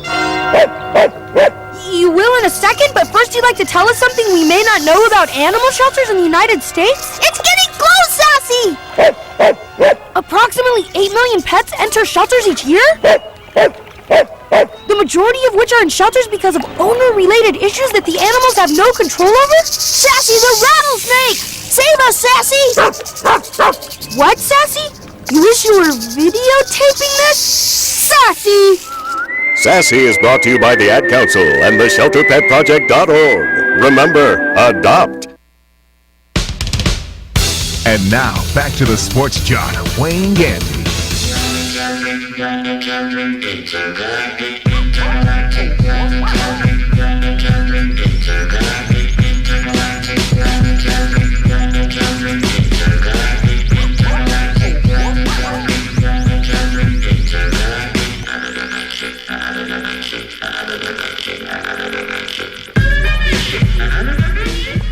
It's This man plays nothing to hype you up, boy. It's just like some. I don't even know what that is. Nobody knows what it is. I'm all out of love. I'm so lost without you.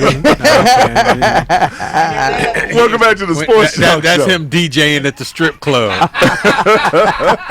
Coming next to the stage, ladies and gentlemen, give it up for Juicy. And she comes out with sailing like a rhinestone cowboy. Oh man, Deshaun Jackson of the Washington Redskins. As I told you, the Redskins came back and beat the Bucks, being down 24 points. His house was broken into out in L.A. He was not there. The police suspect gang involvement. There was someone in the house when the attack happened. It got very violent. The person was pistol whipped. As you know, since Deshaun has been in the league, especially when he was in Philly, there were a couple of times after plays, people felt that he was throwing up gang signs. So law enforcement say that 4 to 5 people stormed the home with guns. And the one person that was in the home was pistol whipped. So we'll be waiting on further details on that. But Deshaun Jackson was not at home at the time. We can't laugh at that. They have further details from the guy that was there. He said, "Mom."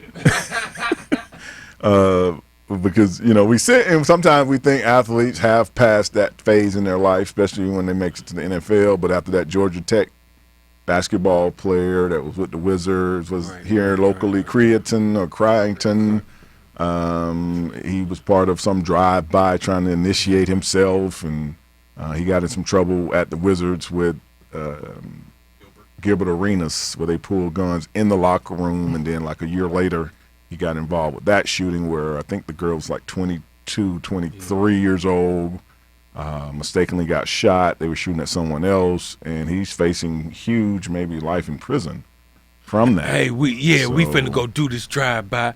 I want to be down. I want to be in this gang. That's right. We finna do this drive-by. Hold on, this is my agent. Hold on. Turn the music down. Yeah. Oh, I got an endorsement deal. All right. Appreciate it, man. Yeah, I just got the endorsement deal. Now turn over here. We gonna smoke this food. And let go of all of that. Just lose it. So that's what I'm saying. It sounds crazy to think ignorant is what it sounds. But because you think, oh, no, this man he would have left that affiliation behind. And then something like that happened. Like, oh, y'all still seeking that out? Like Big Kenny is basically saying. Yeah. It's one thing to be without an agent. But when you start talking about, I got some people to call, and them people don't, speak Spanish, then, maybe you'll drop and leave that stuff behind, But once again, Deshaun Jackson in the news for something other than catching touchdowns because he's been hurt all season. Hopefully he'll get on the field. He's bored. Yeah. Too much time. Yeah, too much time. Just rehab and hang with RG3. Need him some real life. Which would bore him anyway. Hang with RG3 probably. I don't know. Maybe I'm just projecting because of what I see on TV or because of where the Sports Joc lives. But don't he have a security gate at his house or something like that? I mean, why are these people always getting, four people busting to your house? Now, one dude might be able to get past the gate on some, I'm delivering bottled water. All right, go ahead through then. Next guy, I'm delivering fertilizer. Oh, okay, sir. You go. And then they start running out of stuff. I'm delivering. Hey, what was I supposed to be delivering? We have suspicious activity. Yeah. We have suspicious activity, and then somebody calls the police. But that's a lot of people to get onto a property and break in. And just be no security cameras in his house. You're not in an apartment. Yeah, that's what I'm saying. He ain't got no security cameras. Oh, yeah. We have a video of a boxer who is actually winning the match and trying to get the referee to stop the fight. So he does have a heart. Let's see what this boxer, his name is not Mike Tyson. Ian shows mercy to his poor opponent and screams at the referee to, quote, stop the You're not watching the Sports Joc. Stop the fight, Ralph. And yes, that was Stop blood the that fight. splattered onto the camera. Where most Stop the fight. Because I can't stop my fist. I mean, really? Look like Mason Gill and the media and the producer in the studio. Stop the fight. I'm finna punch him so hard that I make you stop this Don't look fight. over your eyes over here at me. That was how it was looking. And then, well, he starts beating him up like, how hard do I have to punch him before you stop this fight? Stop the fight, man. I'm gonna crush his eye socket here if you don't do anything. It's like he was over there texting and he wasn't even watching what was Well, you going gonna on. make me I'm gonna be on kill him. I don't want to kill him. You're gonna have me living the rest of my life. Talking about, hey, ain't you to do Well, you know, you can control Jose? those throws. No, He could have controlled his punches. no, I've been trained to punch hard. I can't stop myself. You ain't seen Rocky? Just train. Yeah, I'm gonna break you. I'm gonna break you, Rocky. I need help. Look at this right here though when he went can't through. watch it again. You could hear the gloves. Yeah, let's hear the volume of that one no, more time. let's not. When the gloves go Let's past. not listen. No. Come on, give me some of that glove here. Can we got the glove? Let's The listen to this. chin music, sweet chin music. This is one of those clips you need a disclaimer. Ian off on him. Well, you gotta sounds not like watch a the heavy Sports Joc bag. page. That Don't part was watch. going pop, pop, pop, Don't watch. pop. That's that dude's head. That sounds like a heavy That is bag. horrible. Stop the fight, please. Stop horrible. me. Don't let me do this to him so much. And the guy that was getting punched was looking at the ref like, man, you ain't gonna say nothing. You ain't gonna say nothing. You just standing there. Hold on, quit playing. Do Quit your playing. job. Quit playing. Hold on, don't hit me no. Wait a minute, don't hit me no more. Man, say something.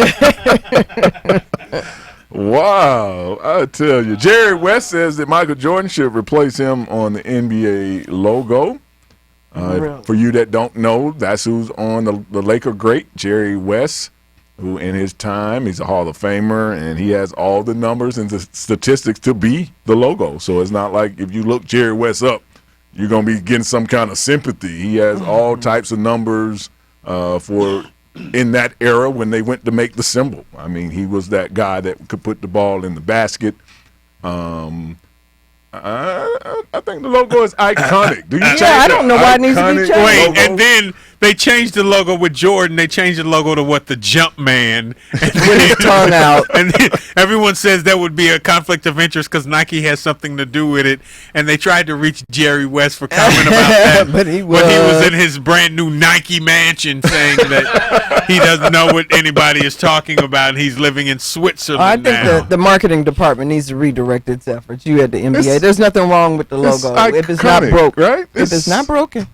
Yeah, it's like the football shield. It's just the shield of the NFL. Oh, they're changing that next. It's the shield and it's the logo. You know how rich you can get just walking up the street and asking people that question? Who is the logo? Who is the name of the person on the logo? They wouldn't know. Well, thank you. Now Most I do. people don't. And we can go to Jerry West and Robert Kraft to place bets on FanDuel. I'll be bringing it up at to parties. get this money, right? Oh, man. And our last here, it says Jordan's daughter shows never before seen. Michael Jordan's? Okay, I didn't want it to be DeAndre Jordan's daughter. Let's see what. This is Michael Jordan's daughter. All you women should tune in because that's what she likes. If you didn't know. She's taking selfies and. At least she didn't have an Adidas. She was making sure she got that in there. Yeah. She's giving Dad some love. Because Dad gives her money. The dad taking care of her. Last time I checked, she was going to Syracuse. She should be about a junior. I think in college. Syracuse, no? She's a junior. EJ's a debutante. It's just a crazy mixed up world. It's just a crazy mixed up world. It's just a crazy NBA players. Yeah, it's just a crazy mixed up world. She's a debutante. He's a debutante and she's a junior. And then Michael almost a second. She's not a second yet. There's a Michael Jordan Jr., Mrs. Junior, but EJ just can't fool me twice. Just can't fool me twice. Mrs. EJ.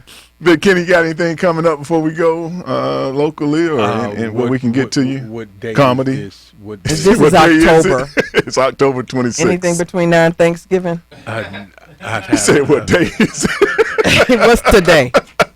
It's a Monday too. I gotta look it up. I gotta look it up. You know, your publicist is not happy. These days be bleeding together for me. Well, we are in the ocean. The truth is, he will throw your ass in the ocean. It's time to wrap things up on the Sports Joc Show with Wayne Gandy. When you hear the sounds of the ocean, it gives the Sports Joc just a minute to vent. We'd like to thank the people that helped us up with the show, Mr. Joe Barton, Cleveland.com NBA reporter, and our man Doug Fireball Turnbull, WSB Radio, Atlanta traffic manager. That's why we have all those crashes, because he likes to go fast. If Martin Luther King Jr. was alive, he would be 87 years old. He died at a young age of 39 years old. If he was here, me being a black man in this country, he probably would be very disappointed for where we as black men have taken his dream. I don't think some of the things that we do to each other, he would be happy for some of the scribes. He would be disappointed in his own family for fighting over a Bible. But I don't think we are necessarily resonating what the dream of where the black man was supposed to go on a daily function as we actually treat each other. But one thing he would be smiling about is, as of today, the University of Mississippi has removed the state flag from its campus. Now, for me and Big Kenny and the gentleman in here, we don't understand the weight of that.